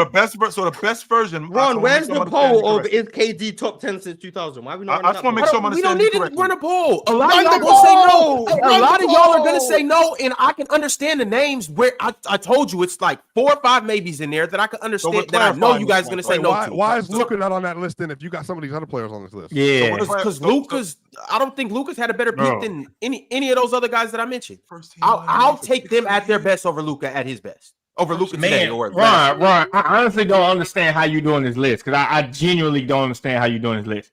I don't know if you're going off of 1 year and comparing it to all Kevin Durant I'm 14 going years, over or are you them going at year the- by year? No. Kevin Durant at his best, whatever year you want to say. I don't care if it's the years with Golden State. I don't care if it's All right, MVP Pete, year. Pete, I don't care if it's the year he I'm led the glad league you in brought that up, scoring. Ron. So Pete, Ron, Pete. let's rewind really quickly. So Damn, okay, you just cooked, bro. 2004 Kevin Garnett. What version of KD is better than 2004 Kevin Garnett? None of them. In your I'll wait. MVP. I'll wait. MVP. 2013, MVP. 2014, 2013, 2014. Is Stop. that version? Y'all better know who the Stop. Slim Reaper is. I'm asking you Stop. simple. I'm because it sounded to me, because Ron, it sounds to me like your criteria is the best version of you matched up against the best version of this person over the last Man, come 25 on. years. Okay, so you already said Shaq, You already said Duncan. You already said Bryant. This Shaq, Duncan, Bryant, KG. Who else was telling me in the top 5? Bro, And 37, right, 32, right. 7, and You- 5 right. is You told me- crazy. You told me that you told me that. Okay, so when we think about Kawhi Leonard, a guy who, again, because KD hadn't really played. KD's had some injuries in his past, but the best version of KD when he was on the floor, is that better than a 55, 56 game Kawhi Leonard? Because that's the guy you're talking about. Hell yes. So he's better than a 55 game Kawhi Leonard who limped into the playoffs, got busy. I'm not gonna argue that. Got busy, limped into the playoffs. He's Do better you know why than he got any busy? version of KD. Why did he get busy? Hold on. This is gonna solve this. Why did he get busy? Let's talk. Why did he get busy? Why did Kawhi Leonard get busy? Because KD got hurt. That's why. Well, no, Why? Come on, bro. We wouldn't even be talking about this if KD was healthy, bro. We wouldn't be talking about Kawhi Leonard if KD was healthy, bro. Y'all know that. No, Y'all we talking know okay. that, bro. 2021. Y'all know that, bro. 2021. That's Kawhi crazy. Leonard cleared every KD you could think of. 2021 Kawhi Leonard is better than any KD you could think of, bro. No, I'm not you talking are about 2019. I'm crazy. talking about 2021. Kawhi Leonard clears every version of Kevin Durant. No, he does not, bro. Kevin Durant MVP season 32, 7, and 5. That's cool. That's cool. Like I said, and we don't got to agree on it. I'm just saying, Was 21 you talking about 19. I'm talking about 21. Was 21? I mean, Kevin Durant got hurt in the 21-22 season. He ended up getting hurt. 21 was the year James Harden and Kyrie got hurt. Right. That and Kawhi got hurt, to be fair. that was the year. I'll take those 47 games. Let me ask you this: How many those 47 games Kevin Durant would do with the Nets in 21-22? How many years Kawhi got better than that peak? He was shooting like 2. 55% from mid-range. 2. Stop, Mars. That don't even sound right. He got What are we three. doing, Mars? He got What three. about this But what about the year before? But what about the year before? 17? What about 17? That's what I'm talking. That last year on San Antonio is arguably Kawhi's best year.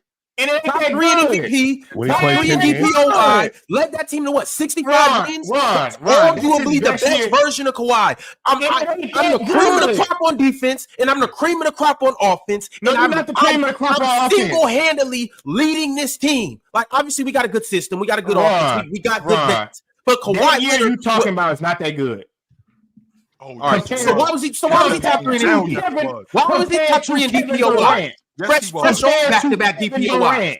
Well, MVP is You just Kevin you Durant. just a Houston Rockets fan, so you didn't appreciate it. That's all it was. MVP is an offensive player of the year. So Kawhi being top 3 in MVP isn't because he was a top 3 offensive player. It just means he was so good on defense alongside his offense, made him a top 3 MVP. Paul George MVP came is top 3 in 100 MVP. offensive. Paul George 100%. came top 3 in MVP in 19, and no one in their right mind was saying he was a top 3 offensive player. Okay, Like, he that's what might not have been a top 3 offensive He player. was just But he was- combined. he He was was- that good. But Combined, he was that no. good. Let's just talk about the offense. Let's just talk about the offense. If he's not top 3, top 10, and it's Bro, closer to 5 than it is to 10.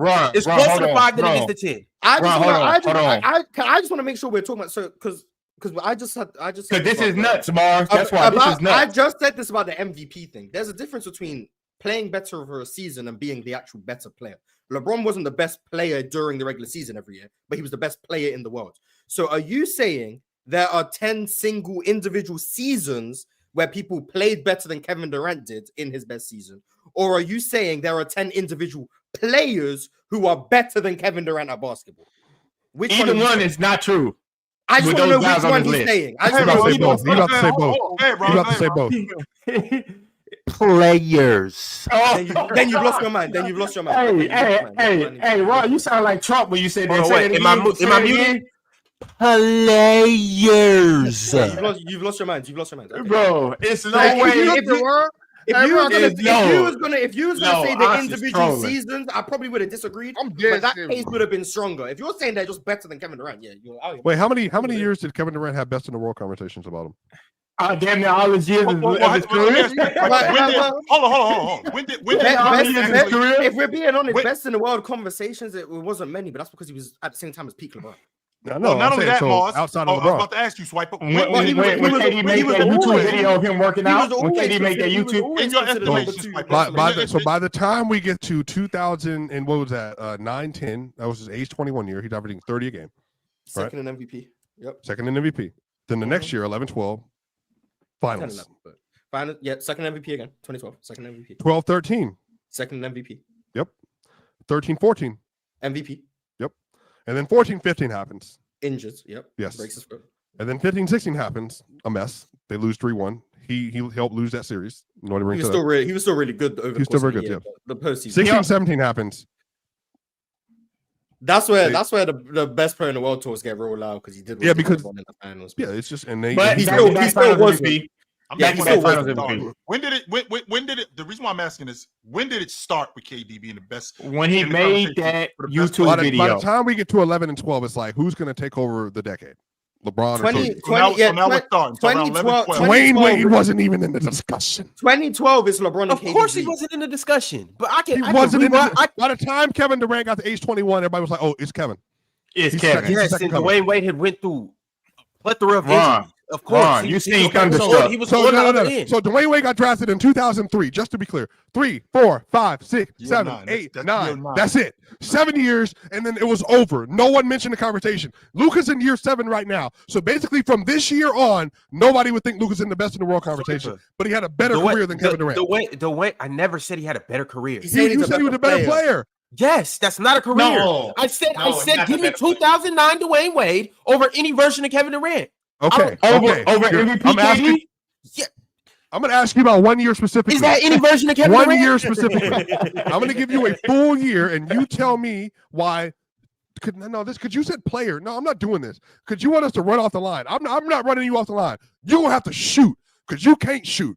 Tell me why Dwayne Wade is a better basketball player than Kevin Durant. I've seen you play. You can't shoot. Tell me why Kevin Durant is not a better player than Dwayne Wade. What the hell? And can we simplify it a little bit further on? Because you like 2009 D Wade, right? So how about we match up 2009 D Wade with year 6 KD? I think that's 13 KD. How about we match those two guys up? All right. So not the best of KD versus the best of D Wade. Oh, sure. I'm going with the best of Wait KD. a minute, Mars. Every year, And by the way, Mars, this is the same dude who finished second in league MVP votes that year. Yeah, Second. because he was just better than D Wade, but that's still not the best of KD. It's just, I'm just going up. I'm just matching them up with. Okay, this is year 6. Year 6. So once we get, hey Ron, once we get you laddered up and all that stuff, and get you done with the Kevin Durant conversation, then we're gonna move on to James Harden. Because that's what I'm trying to figure out. Because now we're getting into some nitty gritty. Because you're talking about 2010, we're doing peaks. Since you want to do peaks, we got James Harden sitting right there. I said y'all can go. I don't got James, but I said y'all can go with James Harden. He never gonna go with James Harden. That's Ron. What's up? This is unbelievable what you're doing right now. No, it's not. Ron, stay focused, Ron. It's really 2009. not. Unbelievable. Talk to me about 2009 D Wade. Talk to me about him. Dwayne Wade versus Kevin Durant. Let's just get the elephant in the room addressed. And this is why you guys want to take KD over everybody. He's a better scorer, okay? Better shooter, better scorer. I will give that to Kevin Durant. Okay. What I'm not going to let you guys do is, since Kevin Durant's a better scorer, discredit what Dwayne Wade was as a scorer that year, leading the league in scoring. 1 year. That's fine, Swiper. And Swiper, I'm gonna do the same thing. I'm gonna do the same thing you just did with why Kevin Durant didn't sniff best player of the year conversations. Because Kobe was running around, because LeBron was running around, because T-Mac was running around, because all these other guys were in the league too. Tracy McGrady, his peak was before Wade got in the league. And I'm even talking about prior to that, because you said 1 year. Tracy McGrady was in the league in 2003, 2004, Tracy 2005, McGrady 2006. wouldn't hold Kevin Durant out of best player in the world talks, but Kobe Bryant did. Cool, that's fine. So we can just end it at that. The same way. Wasn't Kobe a top 5 player in 11-12 still? Or am I tripping? In 10-11, he definitely was a top 5 player. So I'm trying to understand, but KD was better than that version of Kobe. You realize that, right? But Swiper, what are you doing? What does that have to do with anything? Because you're bringing it. I'm trying to figure out where Wade is. Wade is in the league at this point. I said 2009. You can't just focus on 1 year and say better player. That doesn't make any sense. Why that not? Makes no sense. Why? If you're just going to do single year sample sizes. All right, hey, check this out then. I'll take Dwayne Wade from 2006 to 2009 when he won the championship through 2009. So 3 years. Okay, I got 16, I got 16, 18 Kevin Durant. I said the best version of Dwayne Wade versus the best version of Kevin Durant. You're trying to move the goalposts. I said what I said. 16, 18 Kevin Durant. It's as clear as day. I'll take 16. 12. Wait, so 18, Ron, Kevin so Durant. when you say a player is better than another player, just generally speaking, you mean their best season is better than the other guy's best season? I'm talking about him at his best. If I had him at his best in the gym right now, Dwayne Wade at his best, which I think is 2009, and then I had Kevin Durant at his best, whatever year you guys want to say, Ron, and you I had him taking in the Wade gym. over KD. Dwayne Wade is why? Chill. Why is that crazy? Why- You but watch I Dwayne just Wade want to play. get to the point. So when you say better player, you just mean single year versus single year, best year, better player. I don't understand why this is so hard to comprehend. I'm just trying. I just want to make sure we're all talking about the same thing. So Ron, I think in this the- particular the- conversation, yes, Mark, I think he does. in this So particular to Ron, the better player is just who has the best single season. So if you have one, It's not all-time about great a season, Mars. No, and it's then not you about fall a off a season. cliff, are you the better player? Hold on, what? If you have one all-time great season, and then every other season before and after that is not to that level, but because that single season is so great, are you a better player than someone else who was consistently great? At 8 your years? bench, Dwayne Wade at your at the bench, you were 2000 better than him. because Yeah. Dwayne Okay, Wade I just want to make sure that we're on the same page. I'm not even arguing with you right now because I think you're just being stupid. But I'm not arguing. I just want to make sure that I'm understanding what you're saying. So, Yo, cool. Single year. versus Once single again, year. I could Okay. get why y'all would take KD over Dwayne Wade, but to act like it's not a conversation is flat out disingenuous. Dwayne Wade was that good. Once again, and I'm gonna get to it. Other than buckets, please name me one thing that Kevin Durant does better than Dwayne Wade. He's not better on defense. He's not a better distributor. He's not a better rebounder. He's not a better shot blocker. He's not better in the passing lanes. He's not a He better. may be a better He's not a rebounder. better winner. And He might be a better rebounder. He wasn't better at carrying. I'm just saying, like Dwayne Wade, it does every single thing on the basketball floor better than Kevin Durant, except score. And Dwayne Wade was one of the best scorers that the game has ever seen. Led the league in scoring when Kevin Durant was in the league, when LeBron James was in the league, when Kobe Bryant was in the league, when Chris Paul was in the league, when Carmelo Anthony was in the league, and we can keep going. Yeah, keep going, man. I'm I just feel you, saying, but like, for you guys to feel you. act like Dwayne Wade doesn't, you know what? Swiper's asking you to explain why Dwayne Wade's not over Steph by the same logic. Why Dwayne Wade's not over? Are we comparing Dwayne Wade and Steph? I threw Steph in. He's there. asking. He's asking why is Dwayne Wade not better than Steph? That's what he's asking. Maybe he is. So if I'm thinking about so I know you're not about to do that. I know you're not about to do that. Steph just. I know you're not about to do that, man. I know it, man. I'm not opposed to this at all, Jordan. I just don't got time to get attacked today. So I'm an Oh, advocate. okay. Of the bucket. I'm an advocate of the bucket getter. Maybe Ron. next Friday. I won't give you that. I won't say that. But to say that, because I'm not a fan of the better basketball player, because better basketball players get outplayed. We all know that. But from that time, from 11, 12, because I feel like this was around year 4 for KD. He showed up in 07. So like year 4, year 5. So from 11, 12 to probably 16. I mean, you talk about Dwayne Wade 05, 06. I mean, let's not act like Dwayne Wade, even though he was playing with Shaq, and people say, Shaq was over. Shaq was still elite. Shaq was still a first-team All-NBA performer at that point. Shaq was still getting busy playing at a high level at that point. He wasn't 35 and 16 in the NBA Finals, but he still was elite at that point. Then the next year in 06, 07, he ends up getting hurt, and he doesn't play. Then in 07, 08, right? Then in 07, 08, Dwayne Wade, I mean, that Miami Heat team was not very good at all. They were not very good. And then 08, 09, he's got a washed-up Jermaine O'Neal.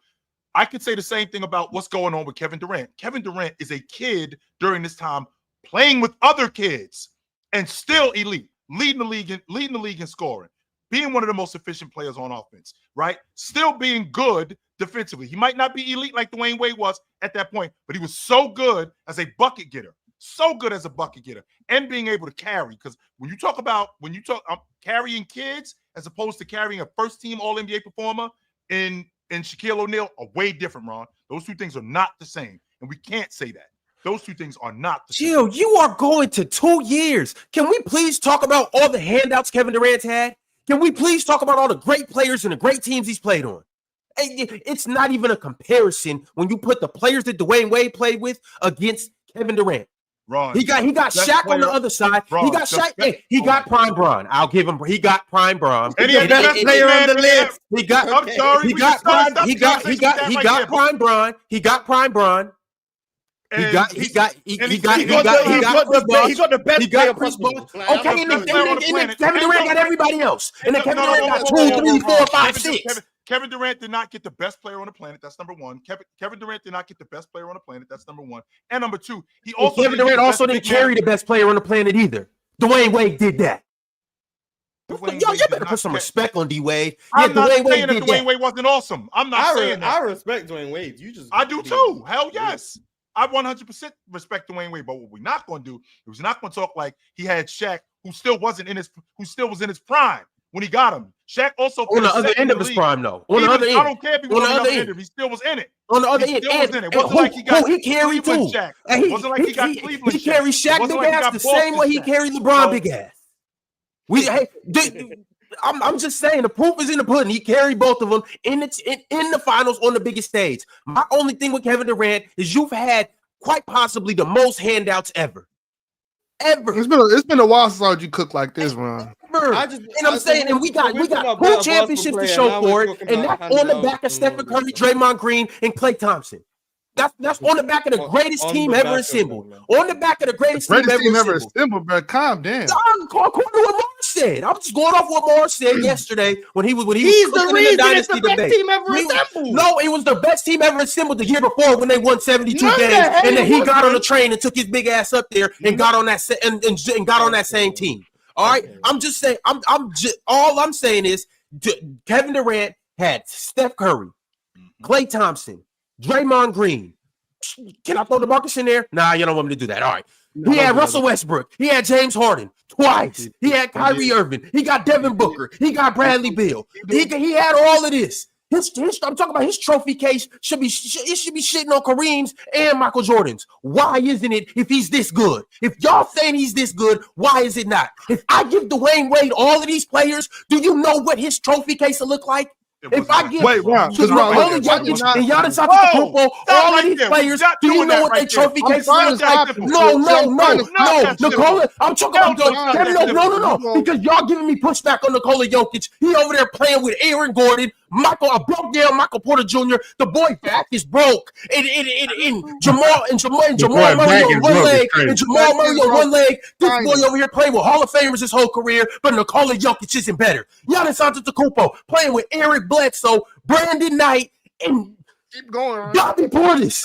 What if I gave him James Harden? What if I gave Giannis Antetokounmpo, Klay Thompson, and everything else that he had? Can he get a competent coach? Can he get Steve Kerr and Stephen Curry? But no, we want to give Kevin Durant all this love, all this praise, and he didn't play with all these Hall of Famers his whole career, and the only 2 championships he got is with Stephen Curry. The only MVP he got is when Russell Westbrook wasn't there. I'm like, hey, I get sick and tired of it. We want to put this man on a pedestal. Does he score better than everybody? Who's he defending better than? Who's he carrying? Who is he distributing better than? All these other guys do everything else better than Kevin Durant, but because he's 7'1" and can cross over 2 times or pull up for a jumper, he's better than everybody else. And these other guys still get buckets as well. I gotta listen to y'all slander Giannis Antetokounmpo shooting 62% from the goddamn field, dunking on everybody. But y'all mad because he knows shooting because he not going through the legs and stepping back. I'm talking about y'all treat Kevin Durant the same way girls treat they boyfriends. He tall, he got a cute handle, so I'm gonna go out with him. He tall and he got a cute. Y'all pick basketball players the same way cheerleaders pick boyfriends, and I'm sick and tired of it. Chill. I'm through with it. I do gotta say this though, Chill. I do gotta say this. Fridays, I did not wake up this morning Fix my and damn expect butt. Ron to turn into Gordon Ramsay and Bobby Flay and get to cooking like this. This is crazy. I ain't ready to get a list. Y'all forced me to. He got some valid points, Chill. He got some motion, but the guys that you talked about, okay, the guys that you talked about, right? The guys that you he sound good, but I disagree with him. Well, he just yelled. I'm gonna be honest, but I mean, well, the guys the energy was great. It's gonna be a great. Whispering, yeah, crazy. We got headphones on. The guys that you was spitting. I don't care. The guys that Ron talked about, you left out so much.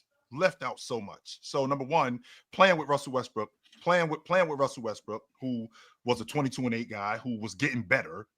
He didn't think he could win with him. But he did get to the NBA championship with him. He did get to the Western Conference championship with him 3 times in 5 years. And he ran into that Spurs team who was just better.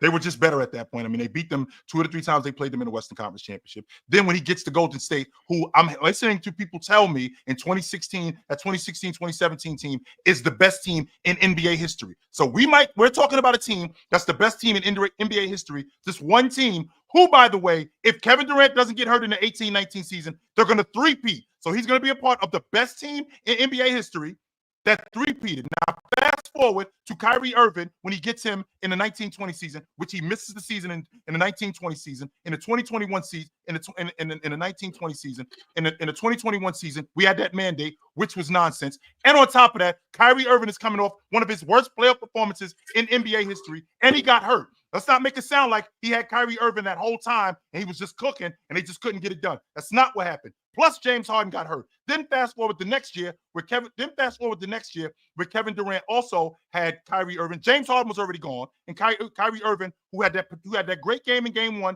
against the Boston Celtics, but was pedestrian for the rest of the playoffs. That was it. That's all you got from him. And then you move on. Then you move on to Brooklyn, and then you move on to Phoenix, where 8 games he played before they started in the playoffs. 8, Ron. He didn't play any more. He didn't play any more than 8 games. Then we start the playoffs, and I got to listen to all of you dudes coming up here and telling me that they're going to win the NBA championship. We don't do that for nobody else. We don't do that for nobody else except Kevin Durant. We wouldn't have done that for James if he would have only played 5 games wherever he was, or 6 games wherever he was. But we did that for Kevin Durant when he got on that crew with Devin Booker, and we got on that crew with Devin Booker and Bradley Beal. So there was completely different circumstances with these guys. Now, when you want to talk about them as players, I can't argue that Kevin Durant arguably is the best scorer of his era, maybe even the best scorer in NBA history. I won't argue that. I will not argue that at all. There's logic that you can say that Kevin Durant is the best scorer in NBA history. However, when you're talking about the other stuff that he does, right? When you're talking about the other stuff that he does in conjunction with what Dwayne Wade does, in conjunction with what Joker does, how much he affects the game. I mean, I can't just completely disregard that. And I won't disregard that at all. So when you're telling me that Dwayne Wade is when you're telling me that Dwayne Wade is better than him, you're telling me that Dwayne Wade is better than him on the defensive side of the ball, that's where the divide is. And I'm okay with that. But is that divide big enough than what Kevin Durant does as a bucket getter? Because Kevin Durant is not a slouch on defense. Is the divide big enough with JT and Luka? Is the divide big enough with Jason Tatum and Luka? Yes. He pulled out the trump card for Chill. I think Jason Tatum is better than okay. Yeah. Why? Why, Chill? Oh, Jason Tatum's better than Luka now? Oh, okay. Interesting. But we've already had this conversation. No, come on and make my point. You make my point for me. How many times have I told you that? I think that they're right there. Yeah, but you normally 100%. say Luka. You normally say Luka's better. I give Luka the edge. Jason Tatum is playing better this year. That's what I mean when I say. So now, okay, so he got the edge right now. Okay, I think he's playing better. I think he's playing better this season. But up until this point, they've been doing this. But back to Ron's point, what's the difference? The difference is that Luka doesn't give me anything on the defensive side of the ball. Here's the difference: Kevin Durant is not close to that bad defensively. Not even close. So we can't do that. That's true. Absolutely not. We can't do that. Hell no. KD better. And I can understand Dwayne Wade's not really my biggest problem. I just know he's top 10. Like, I don't. The names are. He ain't better than KG. He ain't better than D Wade. So, and Ron didn't even bring up Dirk, T Mac, and Carmelo. So yeah, because he has no reason to bring him up. But right. Yeah, shout out to KD. KD top 10 though for sure. Shout out to him. Shout out to D Wade as well. All right, y'all. Well, we got a lot of super chats to get into. Swiper's here typing in the back. I don't think we're gonna see him for the rest of the episode. But I know Swiper would agree with me on Jokic. MP13 said, can he just put up Steph's level of effort on defense? Steph isn't a good defender, but you can clearly see his effort and commitment to the scheme. His commitment to his teammates, like Swiper said earlier, just not leaving his teammates out to hang, being a real team player. That goes a long way. Well, Ox, how much of a team player are you when you throwing me grenades? You're gonna blow me up. You're gonna kill me. We can't be on the same team if you're throwing grenades at me. What the hell? Did y'all not see that play yesterday when it was either Quentin Grimes or Jaden Harvey Hardy, I mean, not Harvey, my bad. Hardy ended up getting the ball after like a missed shot. It was offensive rebound. They ended up getting it, and Luka just run up on him, like grabbing the ball, and they shoot the ball and make it. It's like, Luka, just move, bro. You're not the only one that can shoot the ball. Like, you got teammates for a reason, bro. Get the hell out the way sometime. What I told you, Ox, I can't appreciate the fact that they ain't write all the songs for me. Ox got his solo, and I'm just gonna come right in the middle of Ox solo and grab the mic. But let me do my thing, bro. Damn, give me a second. You know what I'm saying? Just a couple of seconds. Let me cook. Just doing my thing. No, I'm gonna come right in the middle of Ox solo. And my thing is like, yeah, I play the background. I love to play the background, but sometimes I want to shoot too. You know? Shit. 8 Gates Lee said, if the NBA released a top 10 regular season games since 2000 list, name a game that certainly makes the cut. In my opinion, I got Harden's game winner versus Golden State. Top 10 regular season games? Oh, that's easy. Tracy McGrady and coming back from down 10 with less than a minute. What Tracy McGrady did. 100%. Warriors Thunder 2016. Great game. That's Steph Curry, half court. Great game. Warriors Cavs 2016 Christmas. Kyrie game winner. Mm-hmm. Great game. Regular season games. When the Bulls ended Miami's 27-game winning streak in like 2013. What about this year's Detroit Charlotte game? That was a great game. I love that game. You keep freaking that game. It was dope. I like that game, bro. That was a good game. Regular season games. I'm thinking since 2000. That's what we going. Since 2000. Oh, Kobe's 81. Yeah, Kobe's 81. Mm-hmm. Is there any other high-scoring games that will be in there? Kobe's that was just 65 crazy. Against the Trailblazers. That was a pretty impressive game. Which one you said, Ron? I'm saying, is there any other just bucket games that we will put in there? Oh yeah. How about what was it? Was it Indiana and Atlanta? They went like 151 or to 149 or something. The Clippers and the Kings went 175, 176. They did do that. They did. Shout out to Malik. They did happen. Didn't Malik have like 40 off the bench? Malik was going crazy. Yes. There's quite a few. Kobe's last game. Kobe's last game. Shit ton of games. I'd have Kobe's Jordan's last game game in 2003. The last time LeBron scored less than 10 in the regular season. Yeah. Yeah. When was that? 2007. That's a bad dude, man. Yeah, those PEDs, man. Damn. Russ's 2020 game. Luka's 60-20-10 game. I'm repeating that person. James Harden had a 60-point triple-double against Orlando, I think. Who cares? There's a lot of good regular season games. I mean, he said since 2000. What, Yeah, 81 like, times what about when Russ scored on them points and James Harden had the triple double and they each shot. Oh, against the Spurs. Yeah. That was not a great game. What did they combine for? Like 7 for 50 something? Yeah, it was something crazy. I don't know if do you guys remember the clip where James Harden dunked it and it went in, but it popped back out? Could have hit him in the head. And they didn't count the dunk because it didn't go all the way. That's that game. That's that game. That's so one of James Harden's missed shots is the dunk that he don't deserve it, Morris. That was despicable. That whole game was despicable. He don't deserve it. Yeah, Russ was 7 for 30. James Harden was 11 for 37. Facts. They combined for 18 of 67. 18 of 67 is what they combined. Minnesota game too. That's just embarrassing. That Minnesota game was great. The game that I remember watching that game. Kevin Love pulled down 30 boards. That was a great game. That's crazy. That was a great regular season game. LeVar B. Ballin said no excuses for Luka. Built like a bleached whale? Or did he mean beached whale? Both. Bleach. Well, I'm going to go with what he said. No excuses for Luka. Built like a bleached whale. And Mans is incapable of staying in shape before the season. Heineken to do it to Staying you. in shape's not easy, man. Staying in shape. Heineken to do it to you, brother. Food is nice. Bleached You're whale. a pro athlete, it is though, Mars. Like it's hard for but like if you're a pro athlete, bro, like you're already in shape. All you gotta do is maintain it. You could go jog. You could go jog a mile and a half every day. But what if I don't want to jog? I don't want to jog. Like, that's what then go walk. You can walk hills. You can I walk to my kitchen and get some food. Mars, but you're not a pro athlete, bro. It's different. Hey. Respect Prime Mars. What we doing?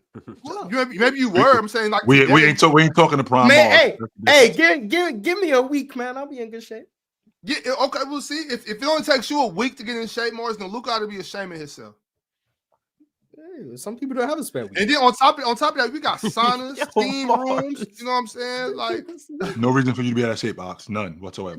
That's it, None. bro. You can just get your steps in. Just walk, bro. Like, as soon as this gets over, I'm about to go take a walk. I'm about to walk, bro. Like, you just get your steps in. Eat better. You know what I'm saying? Lay off the sugar. Mad Max Sports Talk said Jokic showed no effort in Game 7 of playoffs. That's just not true. That is not. I wasn't true. agree with That was a good game. That was a great game.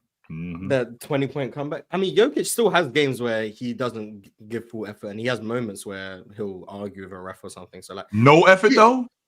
Yeah, he'll have games where his effort is just bad. So like he does. Like, it is what it is. No one's perfect. Every player is gonna have games where their effort just isn't 100%. Right. So I mean, that's not the problem. It's just how consistent it happens with some people. That's what makes it bad. I'm not expecting everyone to give 100% effort all the time. Not everyone can be peak Kevin Garnett. Like, but I expect You're right. Good. Not everybody could do that. I didn't argue with you about Kevin Garnett. It's only about. I didn't argue with you at all. To be honest, I just called you stupid. So fair enough. Yeah. Ski Sama said, "L host didn't read my last super chat.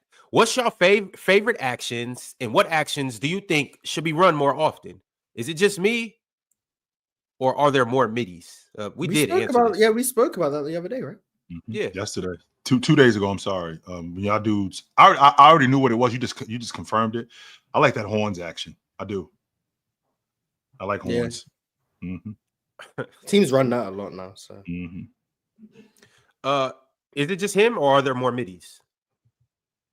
I could look up the numbers to see if it's correct. No, I don't think so. He got to be talking about between this year and last year. Yeah, not than like NBA history, of course not, but like since last year, I can check. This year, about 13% of all shots would be classified as mid-range shots. About 13%. That's a lot. Well, we'll see. Last year was about 16%. So not really. Nah. Drink more water. Said in football, one of the first things you are taught is never to stop your feet, no matter what position you play. Is that true for NBA defense as well? I wouldn't say on defense, never stop your feet. You know what I'm saying? Because you're playing defense, you're really kind of reacting to the offense. So yeah, if the offense stops, you got to stop. Yeah, but it is a thing though. Have active feet, like have your feet engaged and ready to move at any different time or any given moment. One of the major problems we have. No, go ahead, you. One of the major problems that we have at the pro level is that the basic stuff gets thrown away. And Ox, to your point, when we was talking about defense, that's exactly what happened last night. That was basic shit. Yeah, that was basic. That wasn't anything complex. That wasn't nothing that we had to go into deep conversation about. That was basic. Start number one. Who are you covering? Let's start there. We can start the conversation with who are you covering? All right, I'm dealing with number 20. Okay, get in between him. Know where he is. Know where the ball is. Number two. Drop your ass and get your feet moving. Get your head on a swivel. Why, like you said, why am I seeing your numbers? Your back should not be to the baseline. So, I think a lot of the basic stuff has gone by the wayside. Emperor Beast Kato said, if I were to compare Jokic and Luka from an intangible standpoint, Luka is more Aaron Rodgers. Jokic is more Tom Brady. I wouldn't know. I just think Luka's value gets more captured. A larger percentage of Luka's value gets captured by the box score compared to Jokic. So how good Luka is about, I'd say about 90% reflected by how good his box score is. Jokic, I'd say it's about 65%. So Jokic does a lot more outside of the stat sheet that I think provides impact than Luka does. But that's just my opinion, I guess. Mo said, chill, corner three to save your life. Who are you taking? Celtic Shaq or Lakers Russ? Or Jabari Smith. he on the level. He on the level. I don't know what to say. He on the level. So. Shaq. You gonna rely on your family to save you? I guess. Finn275. He said, I ref at the YMCA, and I've never been more stressed in my life. Never got mad at a ref since I started. It's referring to why. That changed everything for me because I used to be hard on refs. Like I used to be bad on refs. And like, Ox was a menace. We just know Ox getting attacked tonight, chill. And after I had the ref, I was like, "Yo, I'm sorry, bro. Like, I wish I could take it all back. I apologize. Yeah, I wish I could take it all back, for real. Because that's hard, bro. It's hard to ref you. They expect you to be perfect. It's like I'm just human. Modest Review said, Swiper saying Nash was better than Kobe is the dumbest thing I've ever heard from somebody, and I'm not surprised because you and Chill are the Kobe hatred duo. Modest. It's not saying that he's a better player than him. No, but if you think about what Steve Nash did that season, from an offensive standpoint, what are we doing? Should I have Steve Nash on my list? Try and make the case. I might have to go do some revisions. But Darren Foss sent through a super chat. He said it's more sustainable for JT because his production is way more in the flow of the game versus Jokic. Denver needs him to perform like this to compete. But this is how Denver played it. Like Jokic is involved in everything anyway. It's not like, oh, we need Jokic to be involved in everything to compete. They do, but they've been doing that for 5 years. Like it's not like not a lot has really changed, except Jokic probably draws more attention. He got better. Yeah, he got better. Jokic draws more attention than ever. And his team's shooting 40% from three, so that helps the assist numbers. But like he's just Jokic. I don't want to diminish the fact that, in addition to Jason Tatum, still doing his job, it is in the flow of the offense, but he still got to do his job. Mm-hmm.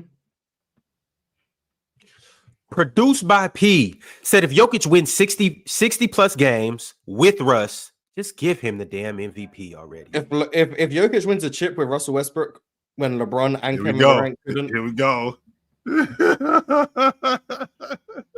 If he do that, damn Kareem, he the GOAT. Slitherman said, what if we gave Giannis Dame? Oh, wait, I'm sorry. What if we gave Giannis Dame, Ron? And then, Morris, what if I gave you a Lamborghini? I can't drive. Ox, what if I gave you a Lamborghini? There you go. I can't fit in that shit. Chill. What if, Ox, what if I gave you a Lamborghini truck? Okay. The engine was broke. Hey, it looked beautiful on the outside. Even the interior is nice. It don't got no oil in it. It for sure don't got no gas in it. The engine's broke. One of the tires is crooked. He got Giannis. But they got Bobby Portis. Yep, they got Brooke and Bobby. Yeah. And AJ Green. So AJ Green not a sniper. You're right. Hey, you're right. As a matter of fact, you're right. Giannis got Dame. And they got a champion head coach and an in-season tournament champion assistant coach. Like, the Bucks got some talent, man. Giannis not that guy. After you put it that way, 9 players better than KD. I'll take Giannis. There we go. Pimp named Slickback said Nets apparently shop in Claxton, Dorian Finney-Smith, Schroeder, and possibly Cam Johnson. Where do y'all think a good landing spot would be for Clax and CJ? I told you, Mars. I told you if they start winning, what was going to happen? I would love Claxton and Cam Johnson in Houston. I would love them, especially Cam Johnson. Please, for who? Bye, Jabari. What the hell? All right. They're not going to Houston, Mars. They're going to Milwaukee. Bye, Giannis.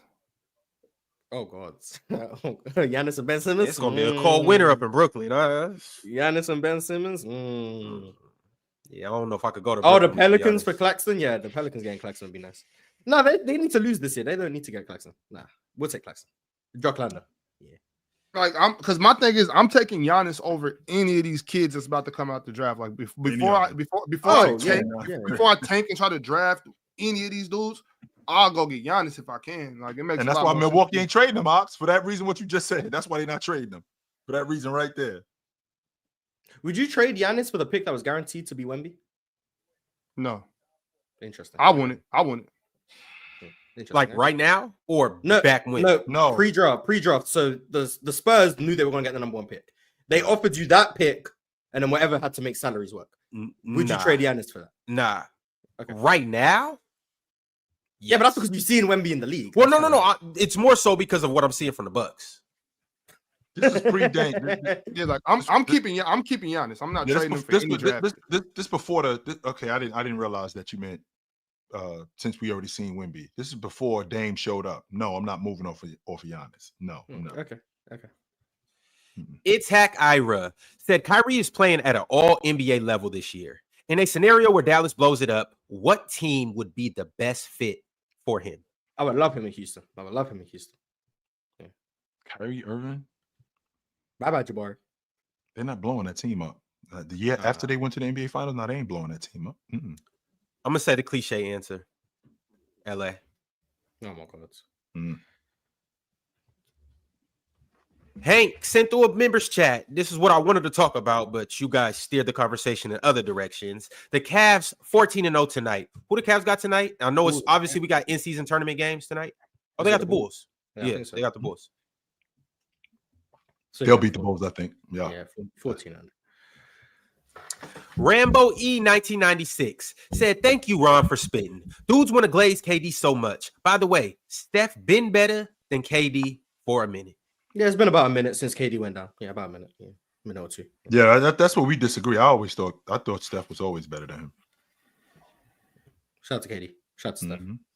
Both better than LeBron. Big Fan Breezy has been a member for 16 months. He said Nets will run the city tonight. Jordy is great at sharing minutes, making of a great coach. Thus far, from what I see, Cam Thomas should get 15 to 20 shots up a game. They play the Knicks tonight, I think. Yeah, check us out on That's why he Playback. said they'll run New York. Oh, you watching that game tonight? So you gonna see the Ben Simmons masterclass? Yep, I'm on Playback tonight. We're starting at 4:15 Pacific time. We're gonna watch that. I'm excited for that game. 6:15 Eastern. Is it? Nah, 7. 7:15 Eastern. I'm 3 hours behind these two. I'm sorry. I'm 3 hours ahead. I apologize. Yeah, 3 hours ahead. Phantom Wolf 72 said, "I'm so glad I was here to see Ron cook KD." I wasn't even trying to cook KD. KD, if you watching this, other people. KD, if you watching this on your burner, just know I disagreed with him, man. I know I didn't know you, so I know you don't care about my opinion. I do too. I disagreed with him. I did too. Yeah. I think you just turned into Bobby Flay right there, Ron. It's been a while since I seen you cook like that. Bro. I'm happy. I don't like for to you. bring out the cookbook too often. It's too heavy. You the host? That's what you. I'm good. All right. You cook like you cooked that salmon. Remember you cooked that salmon that one time with the lemon and stuff. That shit was fire, bro. I didn't even know think you about could it. do I that. just like that's like my only dish. Hey, Ron. You don't need versatility as long as you're effective. Ron, Jabal only the had thing the about sky it though is I can't cook the same dish every night. We can't eat the same dish for breakfast, lunch, and dinner. Why not, Ron? Jabal had the sky hook. Stop this and you stop me. That's true. D9 has been a member for 16 months. He said, "Dub chat, dub panel, best show on YouTube. Happy Friday." Happy with Friday. some interesting emojis. Gabe Too Funny 02 has been a member for 10 months. He said Kawhi over KD. He brought a championship to a country. Who said that? Gabe Too Funny? He did do that. Quan has been a member for 16 months. He said, "You are a bozo forever." After this, Ron, this was your best Stephen A. Smith impression. All right. I'll be a bozo forever. Sauceman Bandit 72 with the sneaky profile picture. He's been around for 9 months. He said it's gonna be a long Friday. We got Ron cooking with the interesting emoji at the end. Thank you, Sauceman. This show does feel like it's been like 5 hours though. Facts. So bad. Flexible Loner became a YouTube member today. Shout out to Flexible.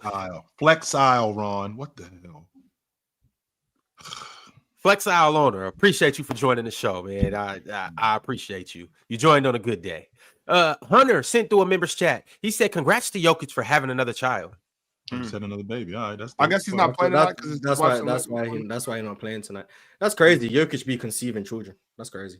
I think he'd just be playing basketball. Imagine that I do other stuff besides play basketball. Yeah, that's crazy, man. Jokic be doing more than posting up. Yes, I got a life outside of basketball. Conceive a baby, Mars. No, he has spare minutes. It actually don't even take that long. As far as I'm concerned, once you off the court, you don't exist no more. So it's crazy that like he be having a life and stuff. Wow. Yeah, I do other stuff besides play basketball. Unlimited Z said Giannis went 24 for 32 from the free throw line when he scored 64. Yes, he did. Pimp named Slickback said, did Chill just make Ron's argument? About when the Tatum stuff happens. No, Tatum doesn't count. Tatum doesn't count. That doesn't count. No, I didn't, because Tatum ain't as bad as Luka on defense. It's not. Yeah, Luka might be better than Tatum on defense. Troll alert. Mark said Mars was Collins funnel to Lively or nah? No way, because Lively's on the other side of the paint. Like, there's no. Not Jordan Clarkson's in the middle of the floor. If Jordan Clarkson dribbles to his left, then okay, I can see that. Like, Derek Lively should be in help position, but he was in the middle of the floor. Derek Lively was he was supposed to be. Quabe said D Wade had the best player of all time at his peak, and Kevin Durant had the best team of all time at his peak. Best team of all time because he was on the team, but yeah. Arch Diddy said, who's a bigger slut? Mars with OKC or Chill with the Cavs? I mean, Jokic the one having a baby, so I mean, jeez Louise. I'm childless, so. Alan L said, quote unquote, I don't have anything to say. Pimp named Slickback said, Luka got on that Texas diet? Her food in Texas real good. Yeah, it is. Roadhouse, boy. Luka don't know how to chill out. Almighty Scambo said Jaden Daniels who? And then it looked like he got some eagle emojis in there. Eagles fly. Lank Jones said, shout out to the LDBC. Midlife music forever? Forever? Forever ever? Multi Kenny gifted one Player's Choice membership. Shout out to that Hall one of Fame. membership. That's more than none, Mars. It's more than zero. He a Hall of Famer. One membership. Void Century said, Mars, can you read this for me? Can we go 3,000 Tyler Hero, please? If he's down. He's down. Pimp named Slickback said, KD has been better than Luka. This season, I agree. So far. Jay Renrick said D-Lo, Gabe, and Austin, or Rui for Kyrie. Who says no? Dallas says no. That's who says no. Sounds like a fair trade to me. No, if Dallas might say if you take D'Lo out of that and put Gabe Vincent, if you take D'Lo out of it, maybe so. But we're not taking. I'm asking for Bronny, but I'll take Bronny over D'Lo. Yeah. Mars asking for Bronny for a specific reason, though. I'm testing your gangster. That's why I'm asking. 1,000%. Yeah, any trade with the Lakers must include Bronny. I'm testing. I want to see how bad that you really are. Pirate and Meatfish said, last human sat alone. He heard a knock at the door. Did Pirate take his pills?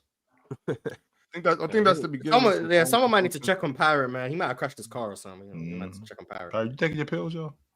You need your prescription refilled? What's going on? Oh. Mo said, Harden should have 3 MVPs. Facts. 3 straight. 1K David said, Ron knows how to ruin the panel's credibility. I unironically think TikTok will be close to agreeing with you. I think they'll disagree with you on Kevin Garnett. But everyone else, I think they'll agree with. Which is the one that should be. The younger social media generation isn't aware of how good Kevin Garnett was. So I think they'll disagree with you on Kevin Garnett, but like the other names like Dwayne Wade, Jokic, Steph, LeBron, Duncan, all of them, I think they'll agree with you. They might. They're not going to agree on Dwayne Wade. No, they might. They still. Oh no, they're LeBron fans. They're LeBron fans. They're going to dismiss LeBron. Dismiss LeBron's teammates. Okay, they'll disagree with those 2, but I think they'll agree with 8 of them. I think they'll agree with 8. Nick Tri-State said D Wade was diabolical in a pick and roll. He was great at splitting pick and rolls. Yes, he was. He was ridiculous. Rejecting them too. Masinko said, rare dub host. Wade slander nuts right now, but I don't know about KD. Who slandered D Wade? Anybody that gave pushback. Oh, yeah, see, that's why I just called Ron stupid and sat back. Smooth Cheerio, Tube though. said, "This is why I said Ron is an idiot. Love you though. Same. Well, besides the love part, but same. I love you too, Mars."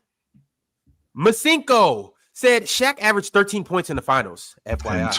And 20 a game, and Wade averaged 36. Sure. One day people will realize how good someone is more than a 6-game series, but That's 6 we'll games. That's it. we'll get there one day, man. We'll get there. No, we won't. Nah, Mars. All that matters is what you did in the NBA Finals. That's all they care about. Ah, damn. He didn't play If that's the case, though, Chill, how come they don't rank Clyde higher? You know what I'm saying? Right. It's just they only use these arguments when it's good Right. for them. Pimp named Slickback said Dub host, Pastor Ron going crazy today.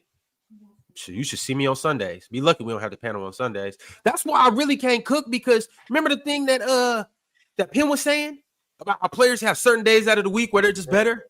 Sunday days are really Sunday is your day, Ron? And then it's like I gave it my all on Sunday, so by the time Monday This rolls man around, is I'll be straight liar. Them Wednesday and Sunday shows were a thing, Ron. I remember you on Sundays. You were not hooping. You were not performing. Oh, Yo, bro, we got receipts, bro. We got receipts, bro.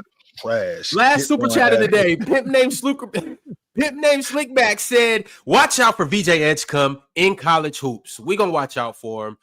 Y'all check out BYU too. They got 2 fire prospects. We talked about the one guy, Igor Dimin, but also Tamika Catching's son plays for him too. He like 6'9". Really? He nice. For BYU? You got Oxford. Yeah, they got 2 prospects over there. I ain't know Tamika Catchings had a son. That's dope. All right. Yeah, I'm for sure checking him out. Yep. So she be doing them unholy stuff. Interesting. Merry Christmas, guys. Merry Christmas. Later. Monday. Yes, sir.